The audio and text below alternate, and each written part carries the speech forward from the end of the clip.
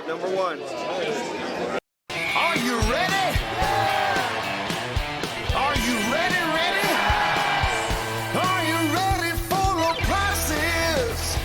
It's a Labor Day party. It's the Hacienda Ford Labor Day sale where you can get a new Ford Expedition with 20-inch wheels, leather, navigation, and more for $12,000 off MSRP. We got the tailgates down and we're feeling all right. My Hacienda friends are saving money tonight. Hacienda has it. Hi, we're Lady Vikings, and thank you for watching Real Sports Live.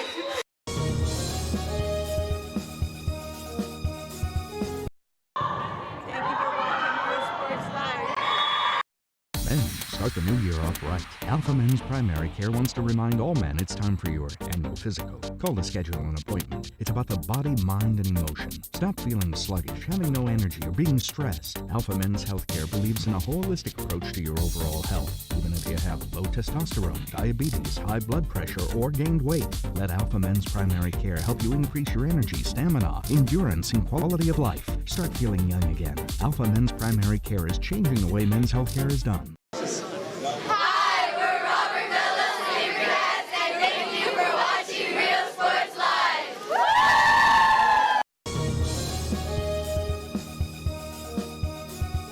Hola, les habla su amigo Benjamín Gómez, el alcalde de San Benito, invitando a toda la gente que venga a visitarnos aquí a San Benito. Crucen por el puente Los Indios, más bien conocido como el puente de Lucio Blanco. Visítenos a las atracciones que tenemos aquí en San Benito. Aquí los esperamos. Muchas gracias. Su amigo Benjamín Gómez.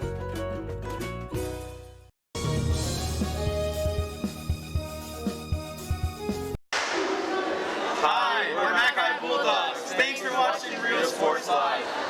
Whether you're visiting or vacationing at South Padre Island, be sure to book your place to stay with Island Services. Locally owned for over 40 years. Trusted, reliable for condo and beach house rentals. Call and visit the website today. Island Services.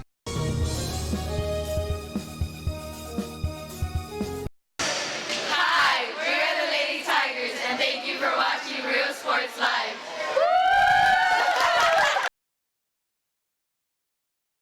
At First Community Bank, we believe in small business. When Jennifer and Jimmy Wilson started Wild August Nursery and Flower Farm, they found Ricky Leal at First Community Bank had the financing to help them grow. Make FCB your bank.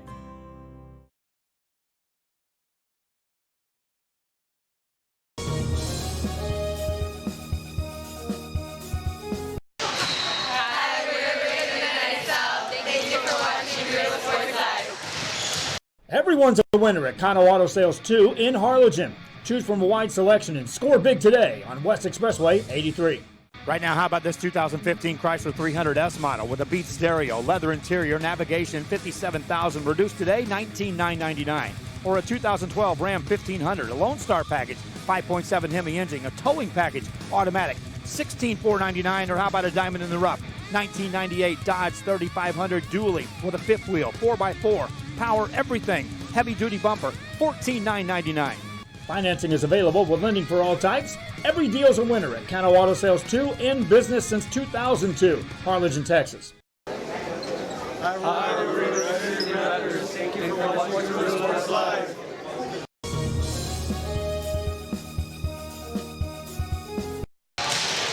Hi, we're the Real Grand City Rattlers. Thank you for watching Real Sports Live. TVNS specializes in provider services, respite care, and emergency response services. TVNS are pioneers in the home care industry, in service for over 37 years. 11 locations from Brownsville to Corpus Christi, from Harlingen to Laredo. Today's game is sponsored by TVNS, the pioneers in serving our community with the highest quality in provider services.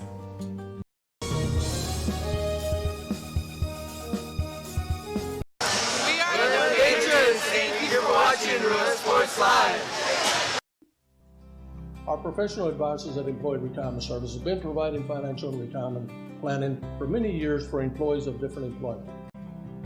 If you've spent your career in education and are ready for the next chapter, let the professionals at Employment Retirement Services help. You've worked hard, and now it's time to relax and enjoy with peace of mind and security. Help fulfill your retirement needs. Come experience the difference with us. and let's plan your retirement together.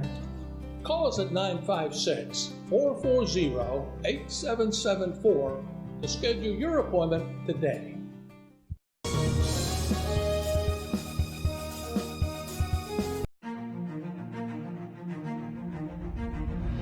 At HCISD, we move the needle forward every day. We'll blaze a trail for future generations. It's not just about equipping students with skills for the future. We awaken their potential and empower them to make good choices. No matter where you're from or where you're headed, there's a place for you to flourish at HCISD.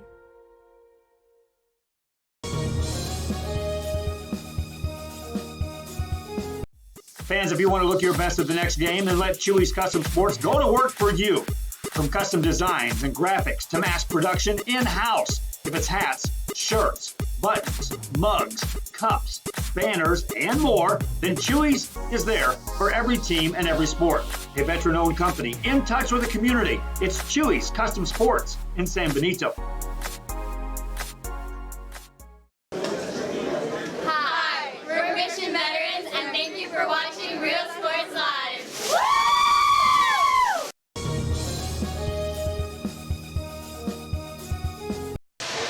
Thank you for watching Real Sports Live. We are this close. We're this close. We are this close of wanting to making history.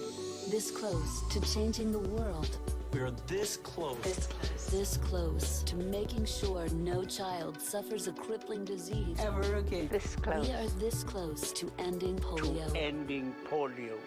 All we need is you. This close. If we don't act now, we may lose this chance forever. Help Rotary make history at endpolionow.org.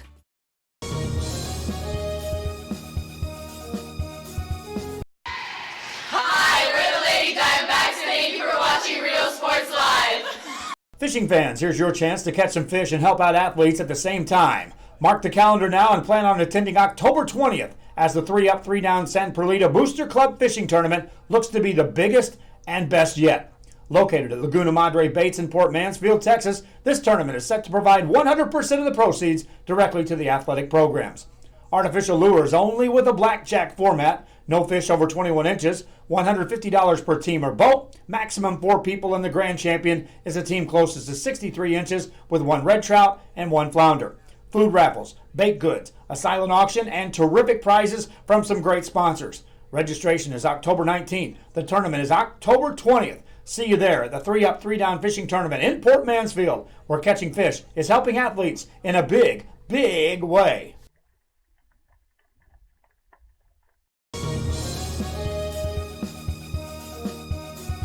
When in Port Mansfield, be sure to stop in Laguna Madre Baits, the home of Laguna Girl 1 and 2.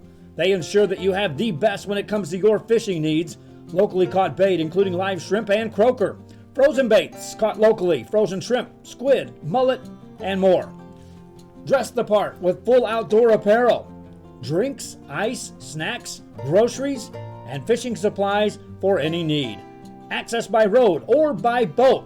Look for the blue building and the blue shrimp boats, Laguna Madre Baits. 828 Westport Drive, Port Mansfield, Texas.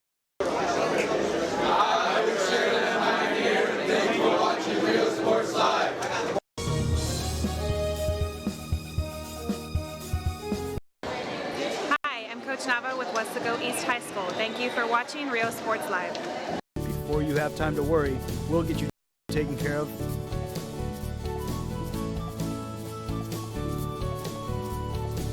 Now you can get back to your day with a healthy smile.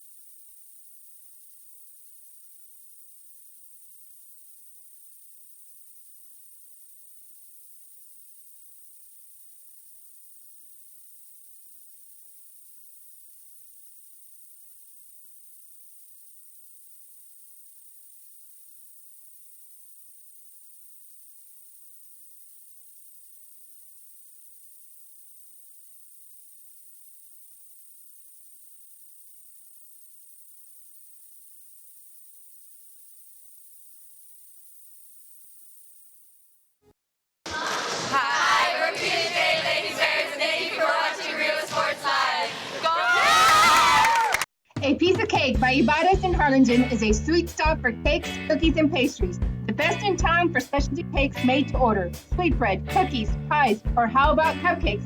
At A Piece of Cake by Ibarra's, try a Texas-style cinnamon roll, or how about some tamales?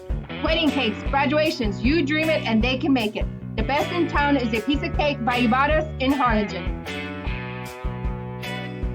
Are you ready? Are you ready? Are you ready for low prices?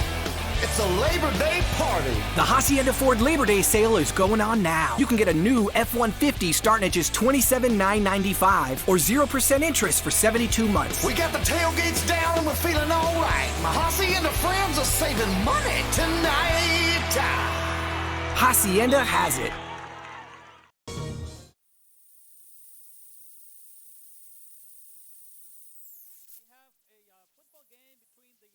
Cowboys and the Port Isabel Tarpons, a non-district game.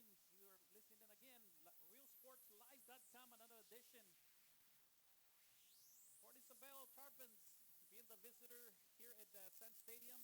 Porter Cowboys be the home team. It's the non-district game here from Sun Stadium.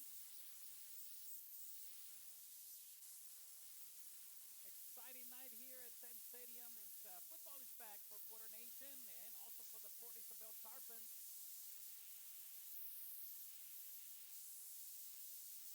Well, we're here. They're going to flip the coin and see who's going to be the receiving team. As Porter Cowboys wearing their dark blue shirts. Tarpons also wearing their blue and white, but this time they're white and blue. It's going to be an exciting game. RealSportsLive.com from Brownsville, Texas. We're just about to get kickoff. We'll be right back. Hi, we're the Lady Wildcats, and thank you for watching Real Sports Live. Hi, we're Edinburgh Cougars, and thank you for watching Real Sports Live.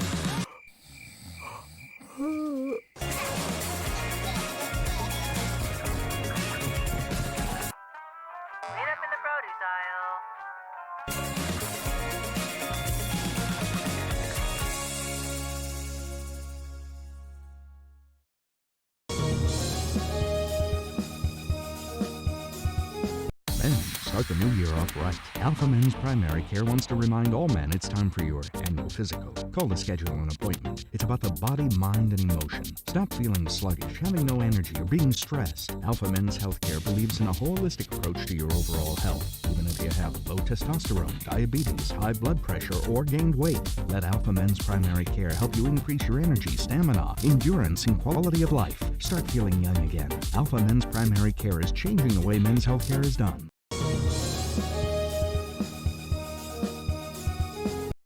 Fans, if you want to look your best at the next game, then let you.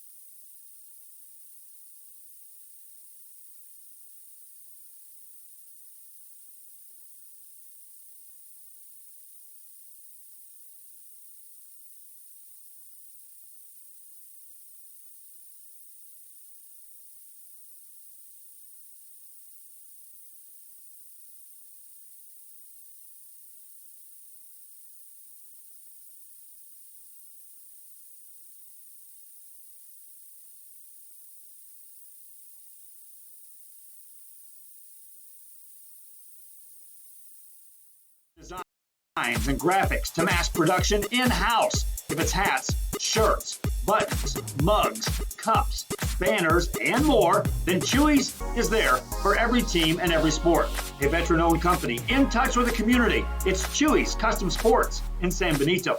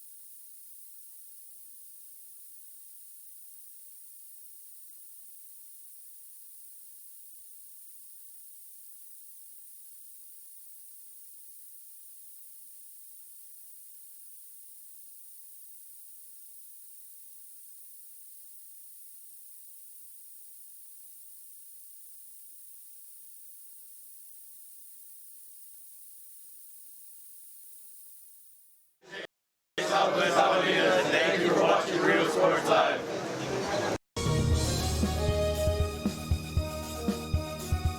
Hola, les habla su amigo Benjamín Gómez, el alcalde de San Benito, invitando a toda la gente que venga a visitarnos aquí a San Benito. Cruce.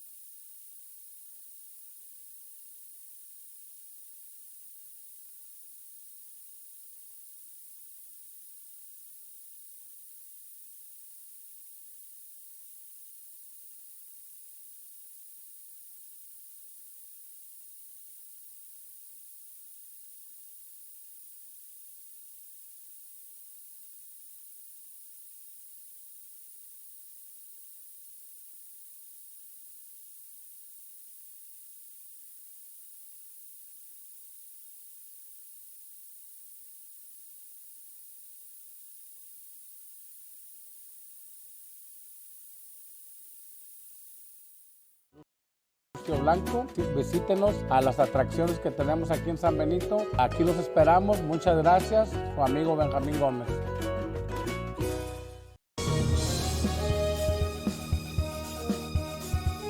Located in the historic downtown district in San Benito is Main Street Boutique, a perfect start.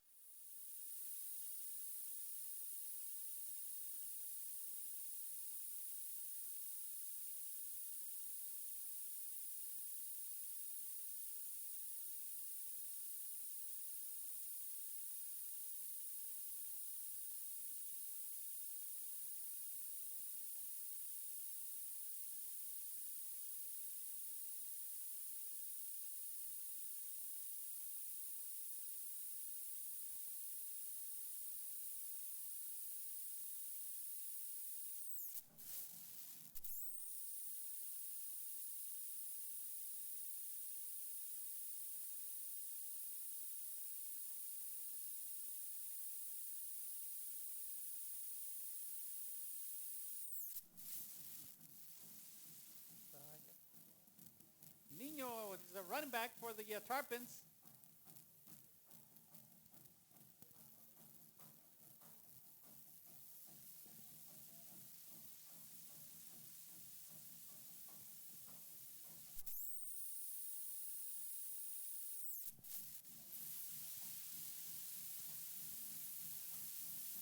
That'll bring up a second down for the Tarpons. Ball resting at the 32-yard line. Shotgun formation. There's the handoff. Running back. And a great pursuit there from the defensive lineman. With the tackle there is Arras de la Torre, the sophomore defensive lineman, and he does a good job of getting off his block and pursuing Nino there, because Nino was getting a seam to the outside. And we've seen early on here, Manny, a heavy dose of Nino there, and we'll see if they'll go to him here on this third and short. Quarterback is on the shotgun formation. Nino on the side. Quarter defense trying to pursue. And they do. They catch Nino right behind the line of scrimmage, which would bring up a fourth down for the Tarpons. Yeah, Manny, and that's unfortunate for Portersville. I saw what they were trying to do there. They had two pulling guards. They had a counter going for Nino, but the penetration was just too much from the Porter Cowboys, who were showing blitz the whole way. That'll bring up a fourth down, and we know against the quarterback is also their punter, so they more than likely punt this ball. You never know. Yeah, there is a punt. Porter chose not to have a receiver, a kickoff receiver, so the ball's going to roll, and it's going to roll about the 27-yard line, where Porter will get the ball.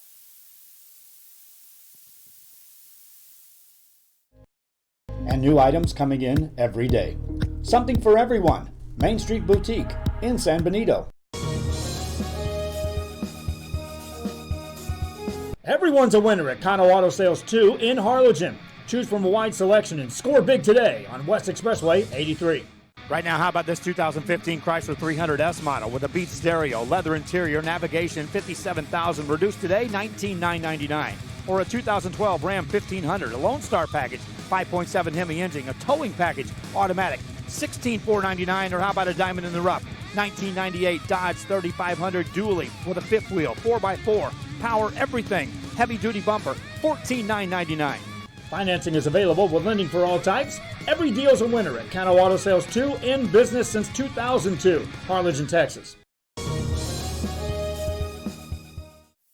Okay, we're back, and we have Porter Cowboys with their possession. Second down for the Cowboys. There was the first play of this. It was about 2-3 yards. There's Umbre with a good run for the Porter Cowboys. Very close to the first down, Eric. Yeah, Jose Saldana doing a good job getting to the second level, as we see a replay here at the stadium. And Saldana really just juking one past the linebacker, getting to the third level, and he's ended up getting caught by the safety there. But boy, he's showing what he's able to do so far here in the first. Saldana with a good run for the Cowboys. And again, Kevin Garcia Jr. is the quarterback for the Porter Cowboys. Against Saldaña on the backfield, ball resting at the 36-yard line. There's a run by Saldaña right down the middle. Gets about 3 yards, takes it all the way to the 41-yard line. Yeah, great job of blocking there from the offensive lineman, creating a big hole there for Saldaña, and he does the rest. Just keeps his feet pumping and gets that extra yardage there. And it looks like spelling in at quarterback there is the sophomore, number 3, Kyle Aguirre for the Porter Cowboys. Again, we're just about at the end of the first quarter. 4 seconds left in the first quarter. This is a non-district game between Porter Cowboys and the Port Isabel Tarpons. And folks, this is the end of the first quarter, non-district game. You're listening to RealSportsLive.com. We're live, audio from Sam Stadium. Professional advisors at Employee Retirement Services have been providing financial and retirement planning for many years for employees of different employment. If you've spent your career in education and are ready for the next chapter, let the professionals at Employment Retirement Services help. You've worked hard, and now it's time to relax and enjoy with peace of mind and security. Help fulfill your retirement needs. Come experience the difference with us. And let's plan your retirement together. Okay, folks, we're back with Porter Cowboys. There is with the ball, but there is a timeout. Timeout, Porter. The Cowboys. Kyle Aguirre now calling the shots behind the center for the Cowboys. Yeah, and it looked like head coach Carlos Uresti just felt a bit uncomfortable there after Garcia had to get out of the game there and didn't want to make sure Aguirre was at 100%, knowing what play was going to be on the field. So he decided to take the time out, talk to his team, and make sure that they get this drive started off right here with this second down in the midfield. They got some good field position. Yes, and also giving Kevin Garcia a little bit time to, maybe got a little thing up, but he looks to be okay. He's warming up on the sidelines. No score here from Sam Stadium. Yeah, it was a hard-fought first quarter here. Both teams exchanging possessions, each having a pair of possessions, but not able to get past the midfield. So far it's been a defensive battle, but it's also been, the execution on the offensive end. And we'll see if they can both improve on that here in the second quarter. Again, Kyle Aguirre, the sophomore for the Porter Cowboys, under center. He hands it off to a receiver coming off the other side, number 10. Number 10 with a good run, Brandon Reta. It's almost like a reverse type or from the number 10 Reta. Yeah, it was about like a jet sweep to the left-hand side, and good pursuit there from the defense for Port Isabel. And getting the tackle in the end was Air Calderon, the senior linebacker who comes in with a wealth of experience on this defensive side for Port Isabel. Both defenses so far are playing a very good ball game. Again, Cowboys with the ball. There's a handoff. We went over the quarterback. Looks like the Cowboys recovered. They do, and they're going to lose some yards. They're going to go back all the way to about the 34-yard line. And that's a tough break there for the Porter Cowboys. The ball just going over the quarterback's head. Not much he can do there, but did a good job of recovering it. And boy, did the mouth water for these Port Isabel Tarpons. They were rushing, trying to get that turnover here. But now they got a mountain to climb, the Porter Cowboys do.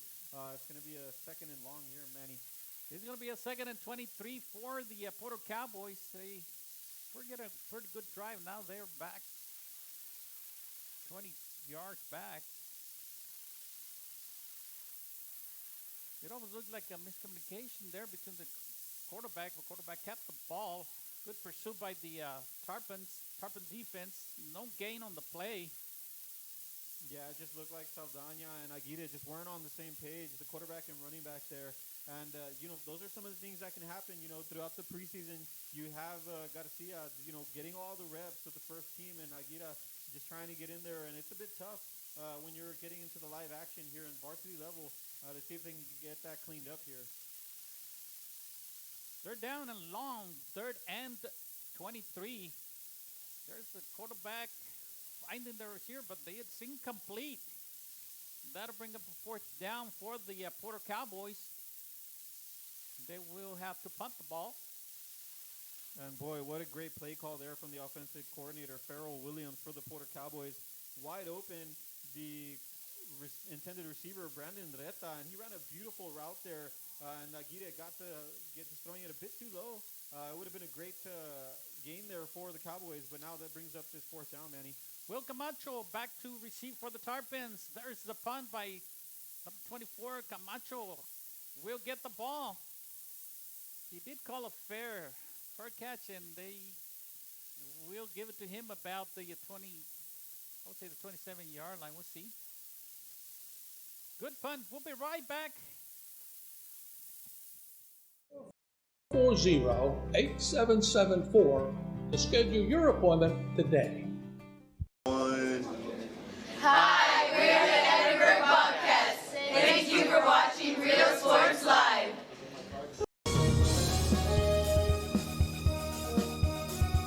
Come see what the City of San Benito has to offer today. Business owners, visit the San Benito Chamber of Commerce and find out how they can help. We're back for more action from Sam's Stadium. No score here from Sam's Stadium in Brownsville, Texas. First play, there is a passing play. And with the tackle there for the Porter Cowboys is Gabriel Garcia, the senior defensive back. And it was a nice bubble screen there to the receiver on the outside, but it just falls to the ground. With the catch was Tito Zamaron, the senior there on the outside. But it falls to the ground, but he's able to recover it, and that's fortunate for the Port Isabel Tarpons. Yes, it is. It's going to be a second down and 9 for the Tarpons. Ball resting at about the 29-yard line. There's a handoff. Good pursuit by the Porter defense. Yeah, no gain on the play. No gain on the play. On the tackle there is Jose Charles, and he's accompanied there by number 25, Eric Melendez, a sophomore linebacker. And yeah, penetration was the key there for the Porter Cowboys defense, not allowing the running back Angel Nino to get any space there. Charles, a big player, playing defensive end for the Porter Cowboys. There's a handoff. It's going to be more like a screen, but there is no gain. I tell you what, Eric, these two defenses are playing a great game. Porter Cowboys are pursuing. Yeah, great defensive effort. They're making a big hit and a big play with Manuel Garcia, the junior defensive lineman there, and did a good job of staying home. And the Port Isabel Tarpons were setting up that slip screen, and it was Mark Strunk with the reception there. It'll bring up a fourth down, more like a punting situation for the Tarpons. Back to receive for the Cowboys, number 21. Gabriel Gonzalez, he's standing about the 35-yard line, own territory. There is a flag on the play, I believe. I think I saw an offside by the Cowboys. Could be either way, movement. Yeah, it looked like one of the defensive linemen just got to get a bit too eager on that one. And you could tell the Port Isabel Tarpons deployed that hard count there and got the defensive lineman on that one. It's going to go against Porter on this one, Manny. Nevertheless, it's going to be a 5-yard penalty, which would not give on the first down. That will still, I imagine, have to punt the ball. Again, folks, we're live from Sam Stadium. We're live audio from Sam Stadium, realsportslive.com. Yeah, of course, Manny, and you live audio because of UIL regulations, we're not allowed to have live video today. So once again, it's just audio today, and we appreciate you following us, and we'll keep you updated with this game as both teams just exchanging possession. It'll bring up a fourth down. That there was a 5-yard penalty, but nevertheless, well, the coach is thinking about it. He's calling a timeout with 8 minutes and 6 seconds left in the second half. We still have no score here from Sun Stadium. Both defenses are playing a really good ball game. We'll be right back with more action. Experiencing today. Supporting business, community, and the teams, San Benito Chamber of Commerce.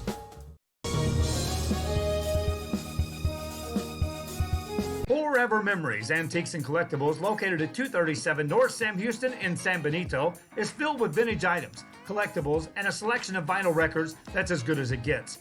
Every shelf, every aisle, and table is filled daily by a number of vendors that ensures that something here just might be the item you have to have. The vinyl record area helps bring an added atmosphere that makes for the fun trip when stepping back in time with the memories. Forever Memories, Antiques and Collectibles in San Benito. Okay,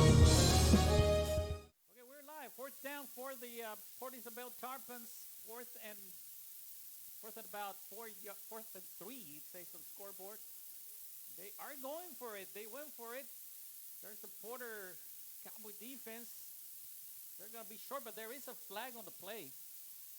Yeah, there's a flag on the play, and it looked like there may have been some movement on the line there for Port Isabel.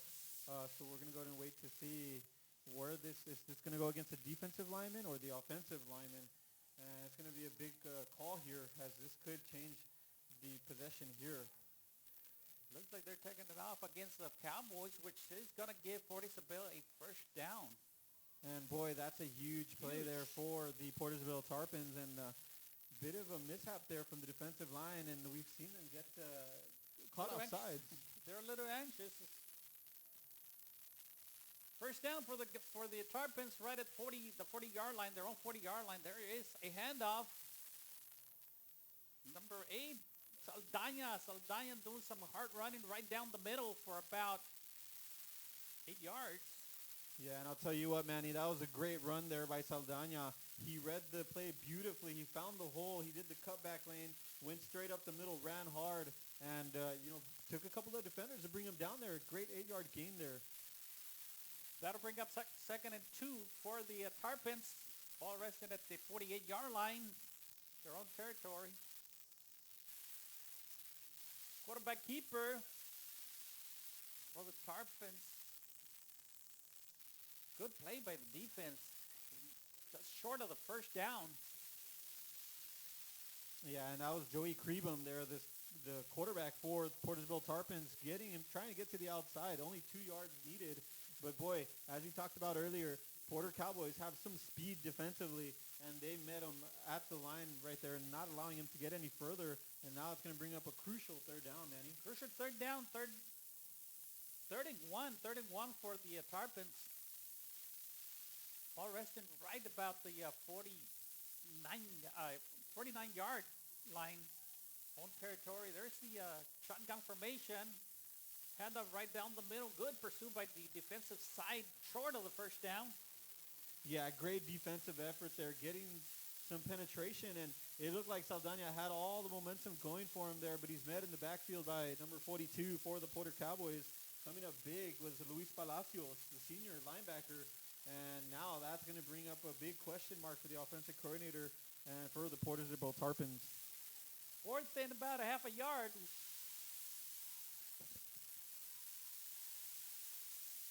Quarterback went under center, and he's going to quarterback sneak, and I think he's going to get the first down. He got a couple of yards for the Tarpons. First down, Tarpons.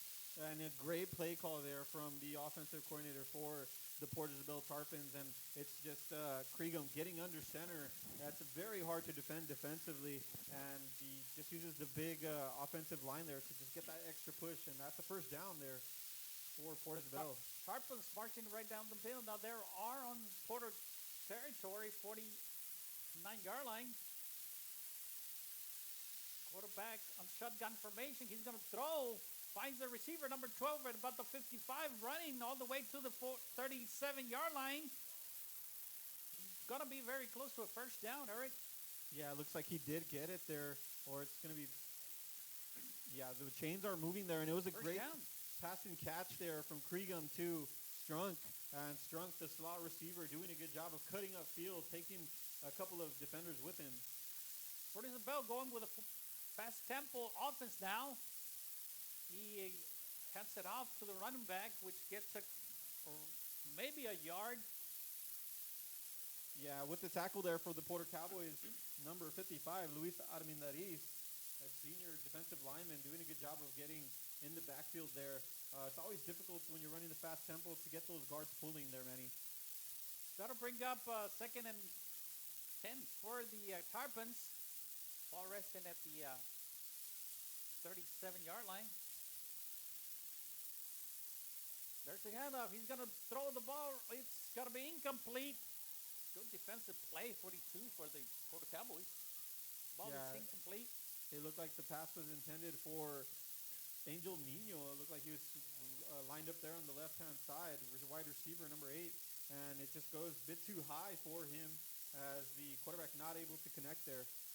The Tarpons trying to mix it up here in the second part of the field. There's the running play. Good pursuit by the defense. Number 32 trying to get to the outside, but couldn't for the Tarpons. Boy, big-time play there from number 42 for the Porter Cowboys. That's Luis Palacios coming up with a big-time tackle there once again, bringing Nino, and he read that beautifully to the outside.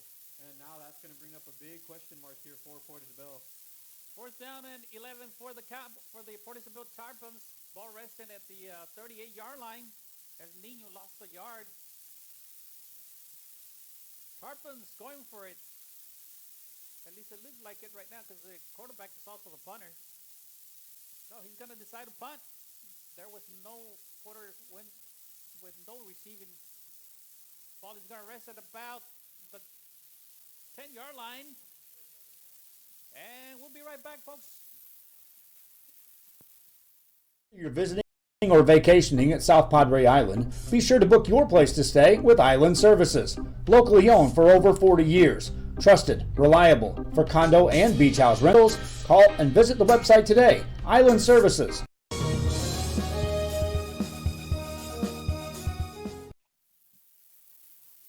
Okay, we're back for more action from Sam Stadium in Brownsville, Texas. Porter Cowboys with the precision. There's a good run, but there's a good stop, good play.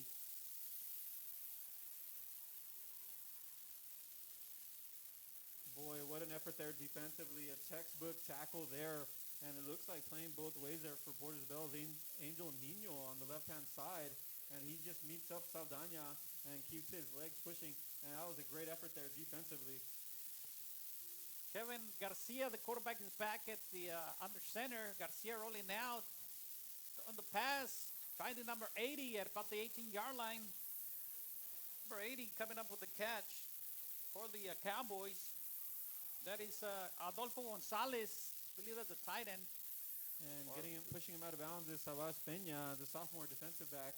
And boy, what a great route there by the Porter Cowboys there and getting to the outside on that comeback route. That'll bring up 3rd and 4 for the Porter Cowboys. As Garcia now returns as quarterback.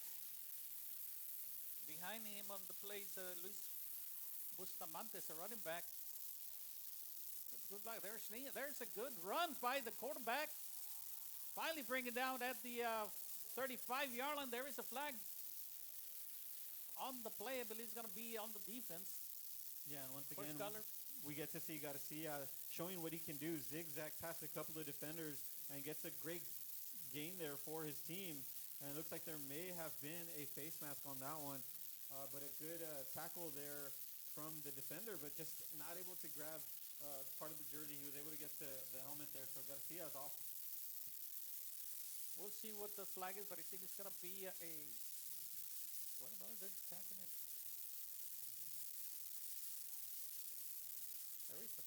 There is a flag against the Tarpons.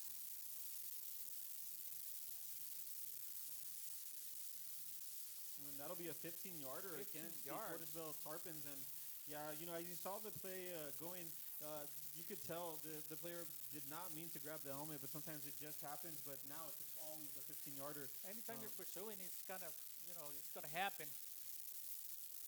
Ball will be resting now at the inside Tarpon territory, right about the 49-yard line. There is a timeout. We'll take a short break, and we'll be right back. No score here in Sam Stadium. Cakes, cookies, and pastries. The best in town for specialty cakes made to order. Sweetbread, cookies, pies, or how about cupcakes? At a piece of cake by Ibarra's, try a Texas-style cinnamon roll, or how about some tamales? wedding cakes, graduations, you dream it and they can make it. The best in town is a piece of cake by Ibarra's in Harlingen. We're Cowboys Bulldogs, and thank you for watching Real Sports Live.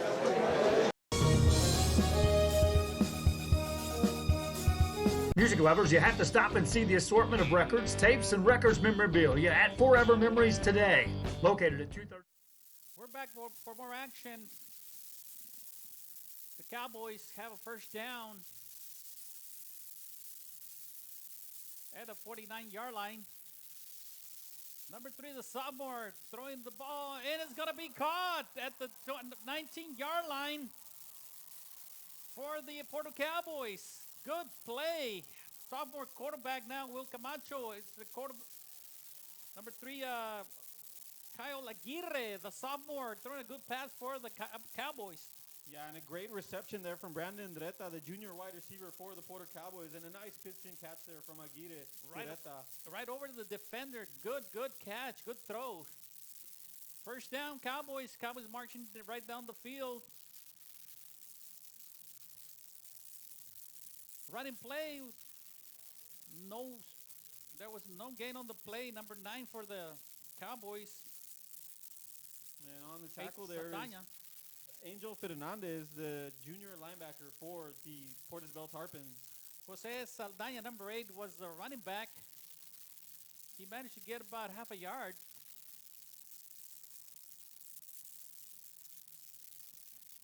That'll bring up second down, 2nd and 1 for the Porto Cowboys. Sophomore quarterback keeping the ball. He gets to the outside. He's finally brought down at about the 10-yard line for the Cowboys. Good little run by the sophomore.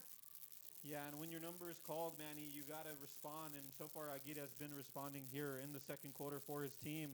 As we're seeing the replay here at the stadium, he does a good job of getting to the outside. Eventually, with the block from Saldaña, his running back, and ends up getting pushed out of bounds by David Rosales from Portisville, alongside Jake Pinkerton, the senior, with the wealth of experience there in the defense for Portisville.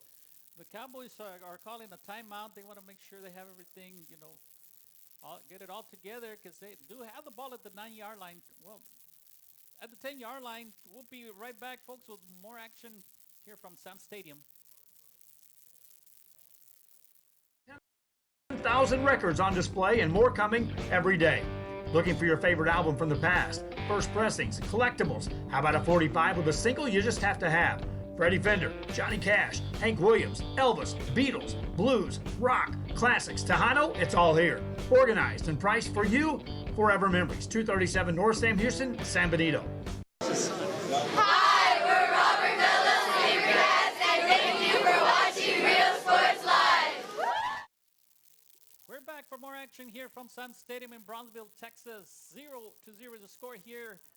Tarpons, Porter, Cowboys. The Cowboys knocking on the door there in the red zone. 3rd and 4 for the Cowboys. There's a nice run by number 8, Saldaña. And Saldaña running hard up the middle there, and it's a bit of a counter there because the Porter Cowboys line up with the heavy set to the left-hand side. They even had an extra down lineman, but instead they just decided to go to the weak side, and it looked like Portisville just overpowered that left-hand side.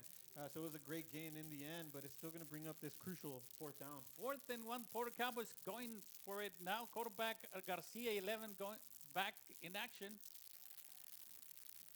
Garcia going under center there, getting the quarterback sneak for the first down there as he gets that extra push from his teammates there.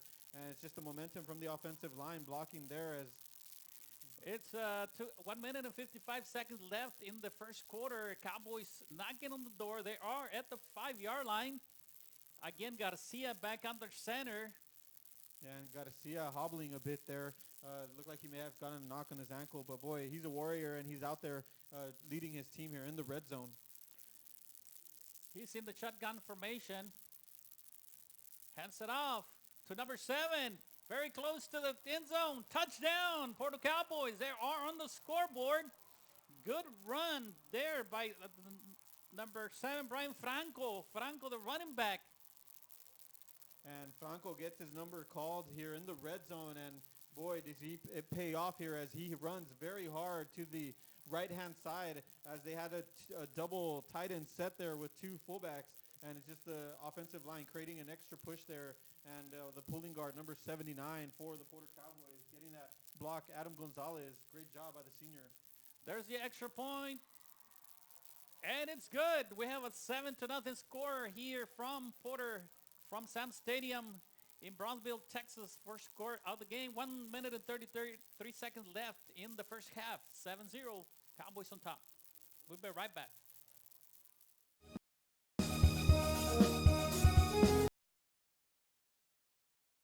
At First Community Bank, we believe in small business. When Jennifer and Jimmy Wilson started Wild August Nursery and Flower Farm, they found Ricky Leal at First Community Bank had the financing to help them grow. Make FCB your bank.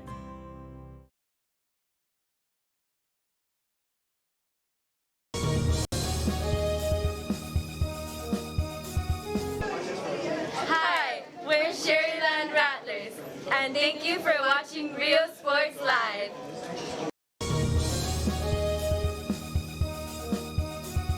Hola, les habla su amigo Benjamín Gómez, el alcalde de San Benito, invitando a toda la gente que venga a visitarnos aquí a San Benito. Crucen por el puente Los Indios, más bien conocido como el puente.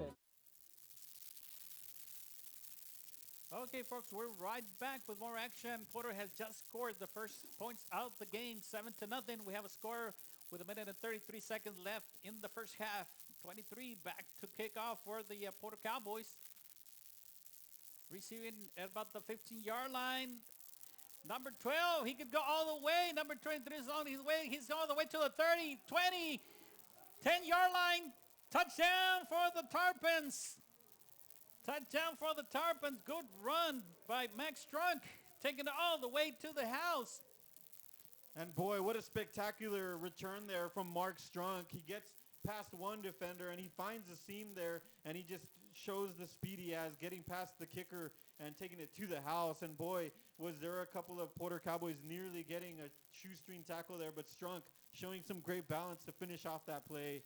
Very good speed by Strunk, and he took it all the way. He got about the 20-yard line. That was about a 70, 80-yard return. About and 80 boy, yards, yes. What a response there from Port Isabel Tarpons in this hard-fought game so far here in the second quarter. Extra point, Angel Fernandez, the kicker. There's a nap. Ball goes right through the crossbar. So we have a tight ball game just like that. 7-7, 1 minute and 17 seconds left in the first half here at Sam Stadium in Brownsville. We'll be right back. Que tenemos aquí en San Benito. Aquí los esperamos. Muchas gracias. Su amigo Benjamín Gómez.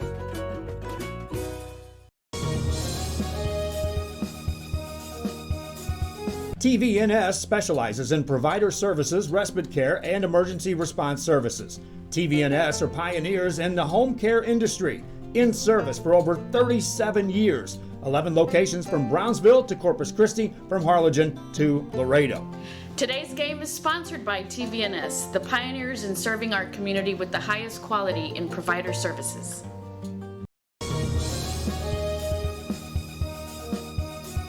Forever memory. We're right back with more action here at Sam Stadium. We just saw the Port Isabel Tarpons running back on a kickoff return, tying the ball game at 7-7. And the Tarpons are now getting ready to kick off right with 1 minute and 17 seconds left in the first half, Eric. Yeah, and we always talk about football, the three phases of the game. It's not just offense and defense, it's also special teams. And boy, it's paid off big here for Port Isabel as they were able to get on the board there on the special teams. There is the kickoff. Bounces about the 10. The runner will get it. He's returning it all the way back to the 25-yard line. This is number 14 for the 14 Savas Peña, the returning. Yeah, and on the coverage return. on the kickoff team with the tackle for Port Isabel was number 14, Daniel Samaron, sophomore defensive back. 1 minute and 11 seconds left in the first half. Porter, we have the ball at the 25-yard line.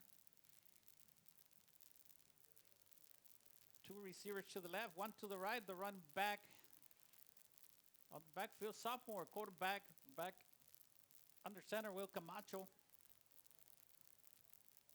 He hands it off to the running back. There will be not much there, but a yard.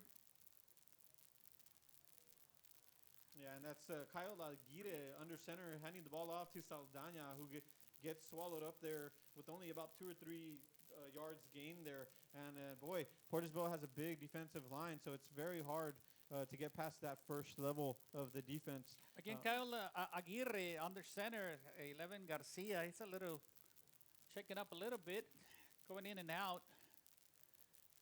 35 seconds left in this first half. There's a running play, a keeper by the quarterback. It's good pursuit by the defense. Push him about the 33-yard line. Yeah, and getting in on the action there with some great pursuit from Port Isabel was Zaire Calderon, the senior linebacker, alongside number 14, Daniel Zamaron, and also number 21 getting involved in the action there, Jake Pinkerton. That'll bring up a third down, 3rd and 8, 3rd and 2 for the Porter Cowboys. 27 seconds left in the first half. 2 receivers to the right, 1 to the left. There is a fumble on the play. I believe the Tarpons will be recovering at about the 29-yard line. Yes, they do. There's a missed handoff there.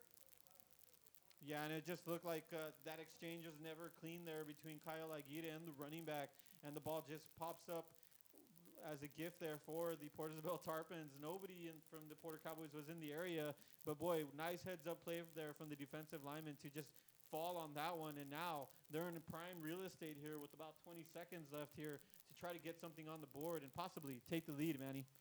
Yes, it's going to be first down at the ball rested at the 28-yard line. Still 21 seconds left. There is a reverse by Shrunk. There goes Shrunk on the 20, on the 10. He's going to bring down at the 5-yard line. Good reverse.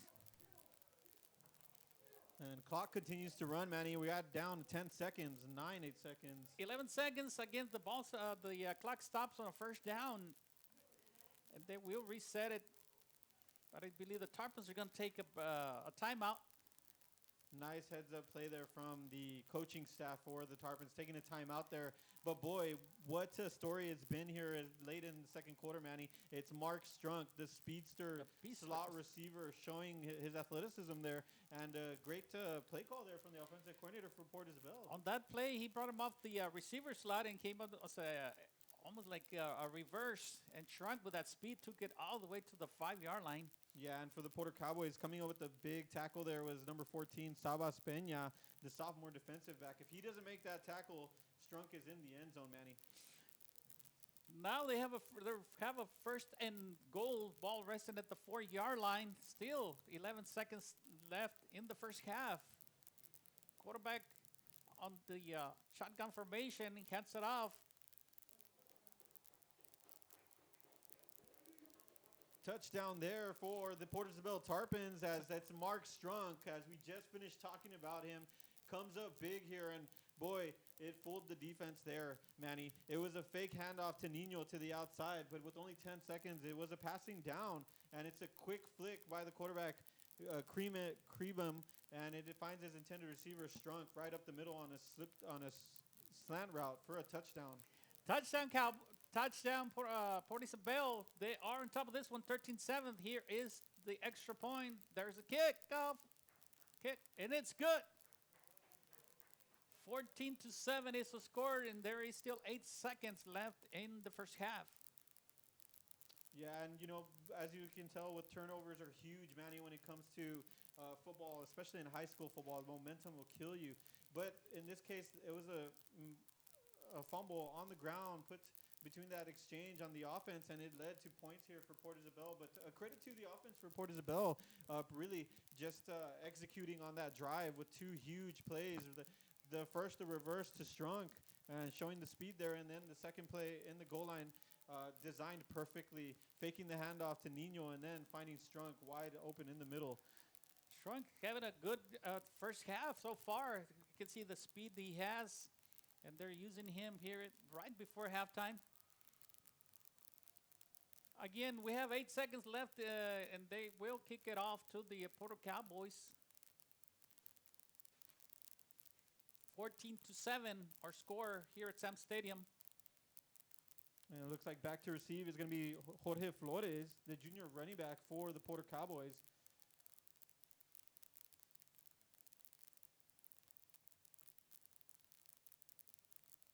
And there is the kickoff. They're going to push kick it, and it's going to be recovered by the Porter Cowboys. Porter saying they have it at about the 45-yard line.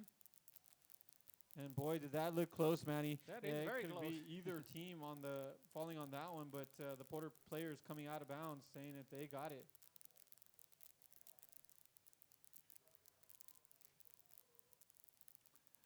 Still 5 seconds left in this first half. Looks like the Tarpons playing a prevent defense with only 5 seconds left.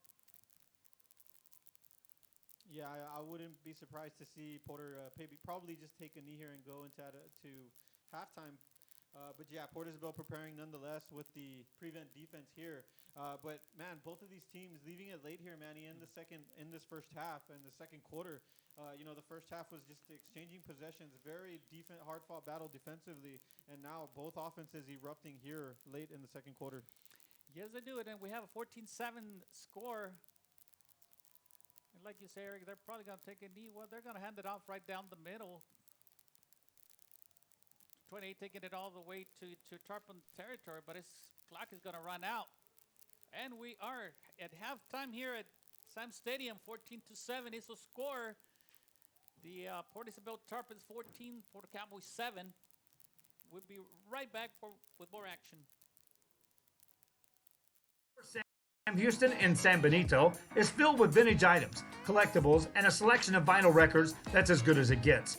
Every shelf, every aisle, and table is filled daily by a number of vendors that ensures that something here just might be the item you have to have. The vinyl record area helps bring an added atmosphere that makes for the fun trip when stepping back in time with the memories. Forever Memories, Antiques and Collectibles in San Benito.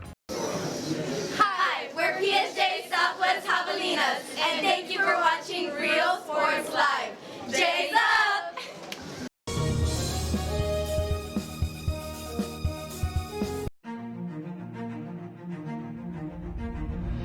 At HCISD, we move the needle forward every day. We'll blaze a trail for future generations. It's not just about equipping students with skills for the future. We awaken their potential and empower them to make good choices. No matter where you're from or where you're headed, there's a place for you to flourish at HCISD.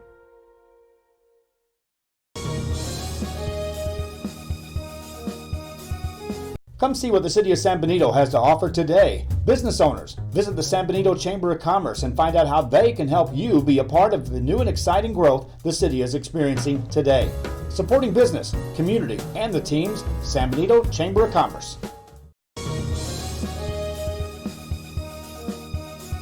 Forever Memories, Antiques and Collectibles, located at 237 North Sam Houston in San Benito, is filled with vintage items, collectibles, and a selection of vinyl records that's as good as it gets.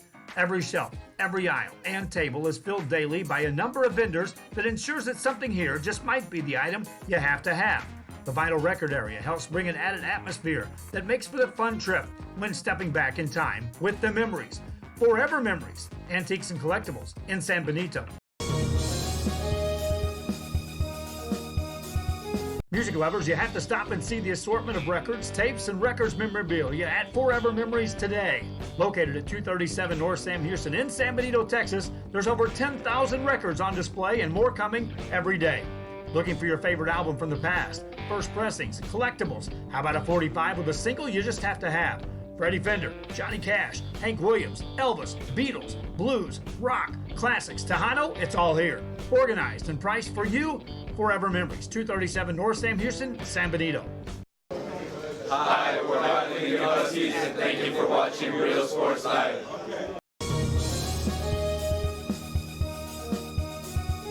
Forever Memories, Antiques and Collectibles, located at 237 North Sam Houston in San Benito, is filled with vintage items, collectibles, and a selection of vinyl records that's as good as it gets. Every shelf, every aisle, and table is filled daily by a number of vendors that ensures that something here just might be the item you have to have. The vinyl record area helps bring an added atmosphere that makes for a fun trip when stepping back in time with the memories. Forever Memories, Antiques and Collectibles in San Benito. Before you have time to worry, we'll get you taken care of fast and easy.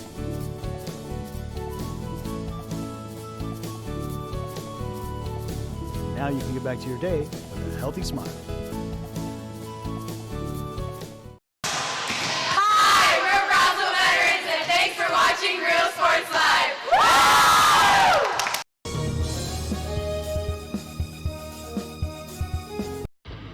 Truck Techs in Harlingen is your source for lifts, wheels, and tires. Talking trucks of any size, any model, and any year. Specializing in accessories with top-of-the-line products to bring that special look to your truck in a professional way. Lifts, wheels, and tires, with financing available too. Call today or stop by Truck Techs in Harlingen.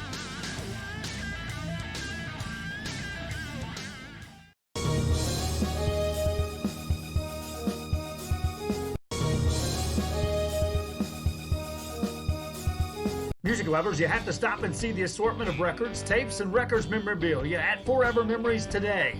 Located at 237 North Sam Houston in San Benito, Texas, there's over 10,000 records on display and more coming every day. Looking for your favorite album from the past, first pressings, collectibles? How about a 45 with a single you just have to have? Freddie Fender, Johnny Cash, Hank Williams, Elvis, Beatles, blues, rock, classics, Tejano, it's all here. Organized and priced for you. Forever Memories, 237 North Sam Houston, San Benito.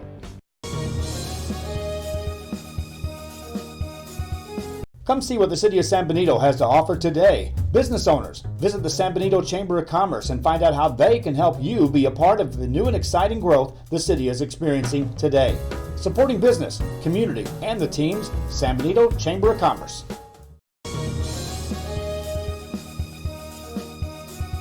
Before you have time to worry, we'll get you taken care of fast and easy.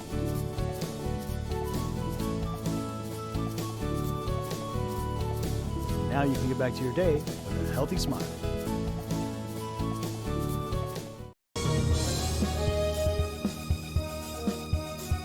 Needing a treat before or after the big game? Then, when in Harlingen, stop in at the Scoop Ice Cream Parlor and Deli and treat yourself to some amazing things. Ice creams, shakes, sundaes, banana splits, and that's just a sample. If you can dream it, they can make it at the Scoop in Harlingen.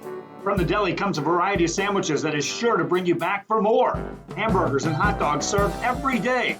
Open Tuesday through Saturday, 11 to 7, Sundays from 12 to 6 on F Street in Harlingen. It's the Scoop Ice Cream Parlor and Deli.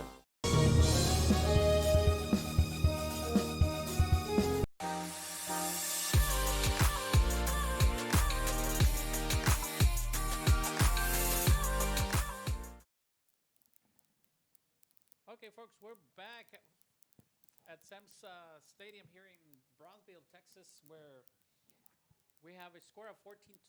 The Port Isabel Tarpons are on top of this one over the Porto Cowboys. Eric, we saw a first quarter that was more a defensive struggle. Both teams going back and forth. You know, they both defenses look really good in the first quarter, and also the second, which was more those big plays, those miscues that led to those to the scores.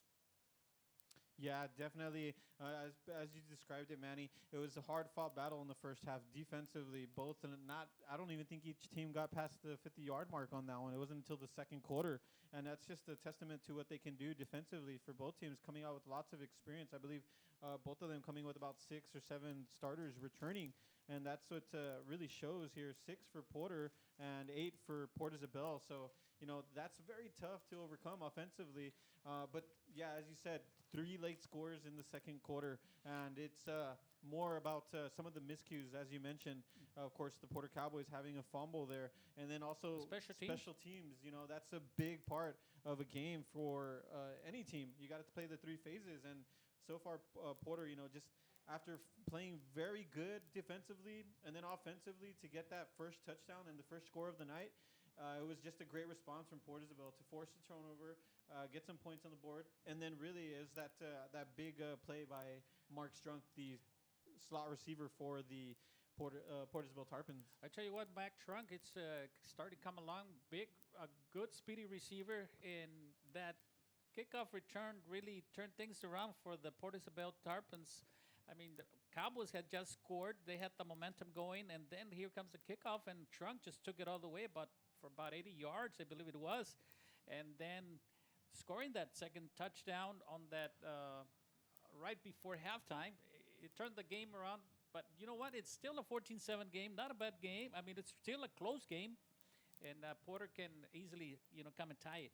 Yeah, and you mentioned the great performance so far from Mark Strunk and the offense of Port Isabel, but likewise defensively for the Porter Cowboys, they've been lights out. It's just unfortunate, really, the way it ended up in the second half. And, when we talk about high school football, it's all about momentum, Manny. Yes. And, we saw the crowd going, they were ecstatic, this Porter Cowboys home crowd, when they scored. Good home crowd. Yeah, they went ecstatic, but then quickly Strunk and the Port Isabel special teams took it to the house, and that really changed the momentum. It shifted just as quickly as it had gone for the Porter Cowboys. And now, so we're going to see what happens here in the second half. They're going to need a response from the Porter Cowboys because they had some key mistakes when it mattered here as the second quarter was finishing.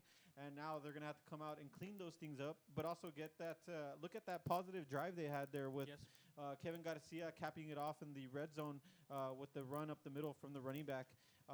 And they're going to have to build on that. And that's what, if I was the head coach for Carlos Irasti for the Porter Cowboys, that's what I talked to the players about. Build on that offensive drive. It's always good, you go into halftime, you make those adjustments. I mean, so far both teams are playing an awesome game. I mean, the little kickoff return and that score from Trunk, turned things around for the Tarpons. But I tell you what, both defenses, they do look they're impressive. Of course, you mentioned at the starters, it has to do a lot with experience. And with the two defenses, well, the offenses, starting to move the ball. The slow Porter Cowboys, you mentioned, they took that drive, and now the Tarpons also scored their second touchdown, But we're still going to see a lot of good play in the third quarter, I believe.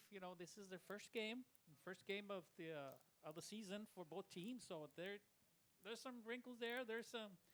And I know there's going to make adjustments, and we'll see a different second half. Yeah, and as we mentioned earlier, for defense, they have that experience. So both team defensive looking very sharp, flying to the ball. But the offensive struggled a bit in the first quarter, and that's kind of what you were saying there, Manny. But yeah, I'm expecting a very exciting second half here. There's only 7 points separating these two teams, and the offenses really look like they awoke in there in the second quarter. So from Sam's in Brownsville, we're gonna have some great football here, and barely the first game of the season. Football Fridays are back, and it's a very exciting time here in the Valley and throughout the state of Texas. What I know, last night it started here Thursday night when Pace also played against the Charlene. But today we can see a good crowd here. Of course, I wasn't here last night, but tonight it's a Friday night football game. We see Porter Nation supporting their teams. It's also Port Isabel. Their fans making it down here to Sam Stadium in Brownsville. Yeah, it's a great traveling squad of fans there from Port Isabel. A nice set of fans coming to support these young men, and the home crowd as well. Really enjoying the atmosphere as football is back amongst us once again. We'll take a short break, Eric, and then we'll come back and talk about their district. I know Porter. It's in the 16-5A district, Division 1, and the Tarpons are in District 16-4A, Division 2. We'll take a short break, and then we'll talk about their district and their upcoming schedule.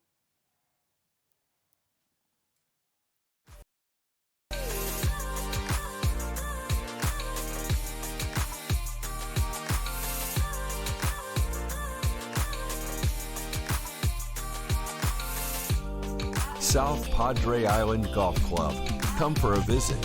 Stay for a lifetime.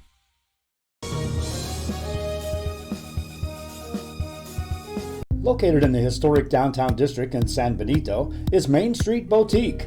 A perfect stop, great atmosphere, locally owned and operated, and new items coming in every day. Something for everyone. Main Street Boutique in San Benito. Every great dining adventure begins with one word: fresh.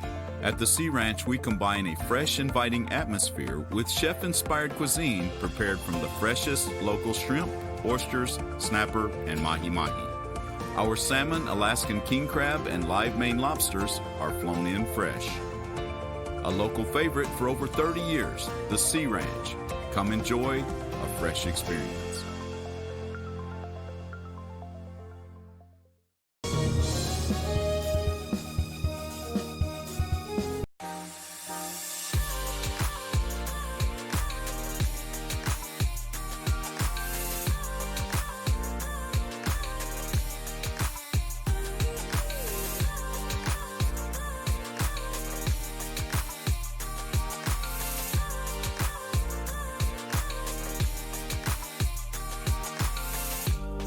South Padre Island Golf Club. Come for a visit. Stay for a lifetime. Are you ready? Are you ready? Are you ready for low prices? It's a Labor Day party. It's the Hacienda Ford Labor Day sale where you can get a 2019 Ford EcoSport with navigation and an 8-inch touchscreen for just $17,495. We got the tailgates down and we're feeling all right. My Hacienda friends are saving money tonight. Hacienda has it.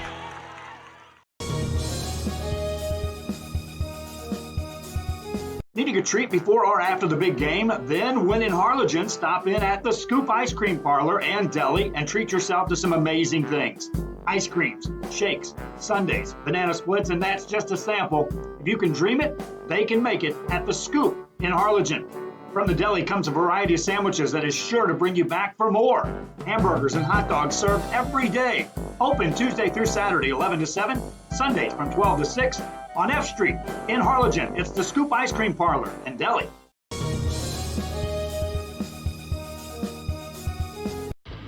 Truck Techs in Harlingen is your source for lifts, wheels, and tires. Talking trucks of any size, any model, and any year. Specializing in accessories with top-of-the-line products to bring that special look to your truck in a professional way. Lifts, wheels, and tires, with financing available too. Call today or stop by Truck Techs in Harlingen.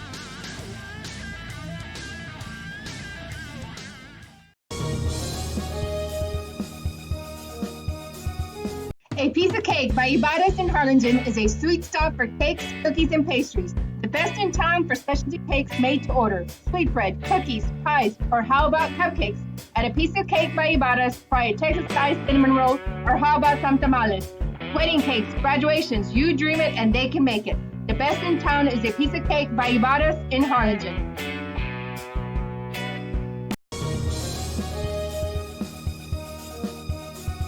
Needing a treat before or after the big game? Then, when in Harlingen, stop in at the Scoop Ice Cream Parlor and Deli and treat yourself to some amazing things.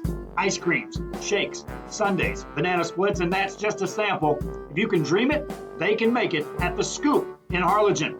From the deli comes a variety of sandwiches that is sure to bring you back for more. Hamburgers and hot dogs served every day. Open Tuesday through Saturday, 11 to 7, Sundays from 12 to 6. On F Street in Harlingen, it's the Scoop Ice Cream Parlor and Deli.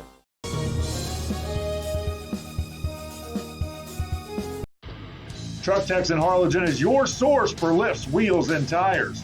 Talking trucks of any size, any model, and any year. Specializing in accessories with top-of-the-line products to bring that special look to your truck in a professional way. Lifts, wheels, and tires, with financing available too. Call today or stop by Truck Techs in Harlingen.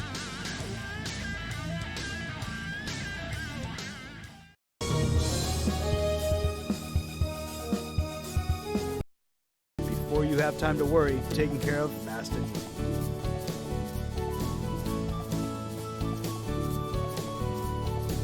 Now you can get back to your day with a healthy smile.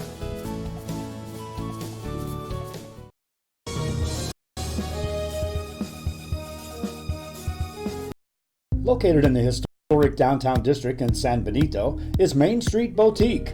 A perfect stop, great atmosphere, locally owned and operated, and new items coming in every day. Something for everyone. Main Street Boutique in San Benito.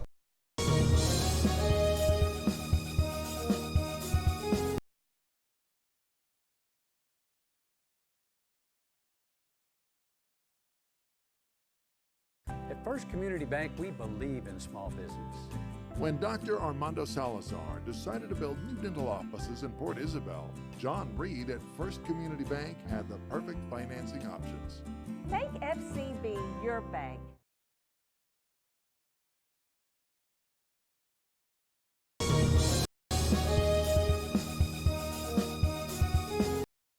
Located in the historic downtown district in San Benito is Main Street Boutique. A perfect stop, great atmosphere, locally owned and operated, and new items coming in every day. Something for everyone. Main Street Boutique in San Benito.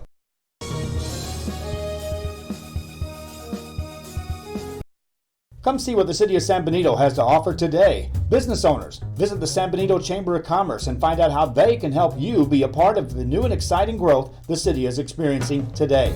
Supporting business, community, and the teams, San Benito Chamber of Commerce.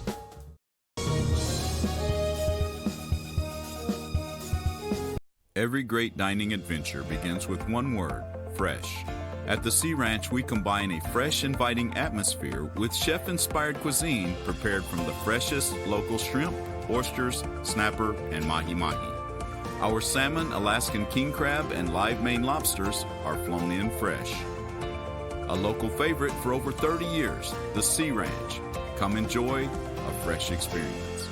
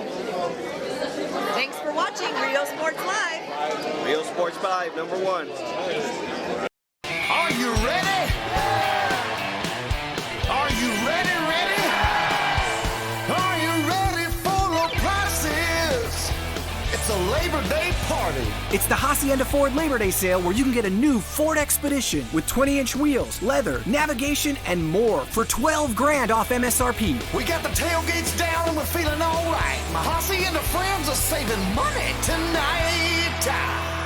Hacienda has it. Hi, we're Lady Vikings, and thank you for watching Real Sports Live.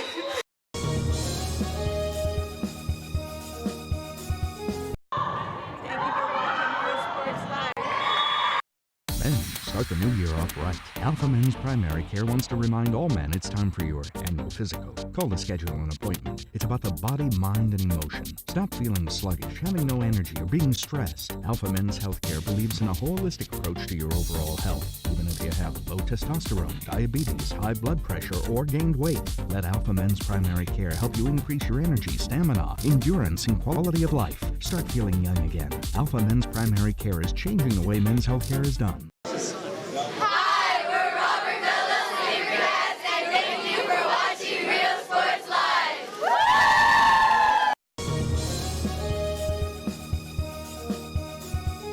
Hola, les habla su amigo Benjamín Gómez, el alcalde de San Benito, invitando a toda la gente que venga a visitarnos aquí a San Benito. Crucen por el puente Los Indios, más bien conocido como el puente de Lucio Blanco. Visítenos a las atracciones que tenemos aquí en San Benito. Aquí los esperamos. Muchas gracias. Su amigo Benjamín Gómez.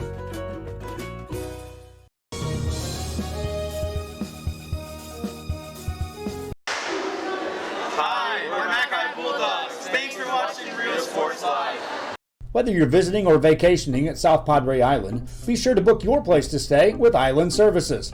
Locally owned for over 40 years. Trusted, reliable for condo and beach house rentals. Call and visit the website today. Island Services.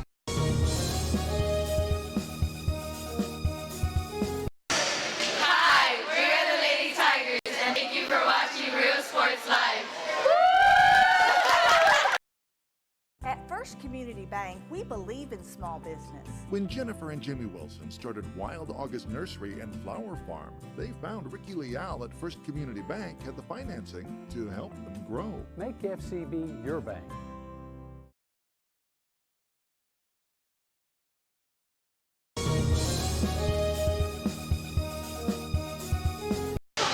Hi, we're the South. Thank you for watching Real Sports Live.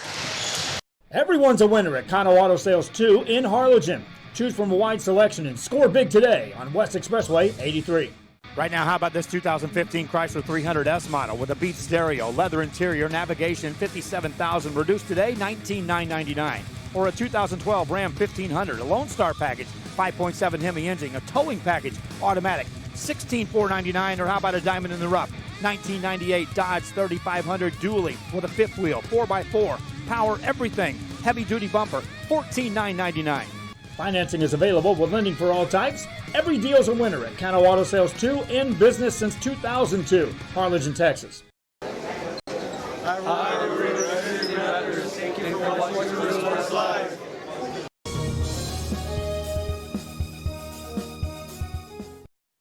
Okay, we're back live from Sam's Stadium here in Brownsville, Texas. Non-district game between the Port Cowboys and the Port Isabel Tarpons. Good game here from Sam's Stadium. So far, we have a score of 14-7. Tarpons on top of this one. But we wanted to talk a little bit about the district. District 16 5A Division 1, the Port Cowboys.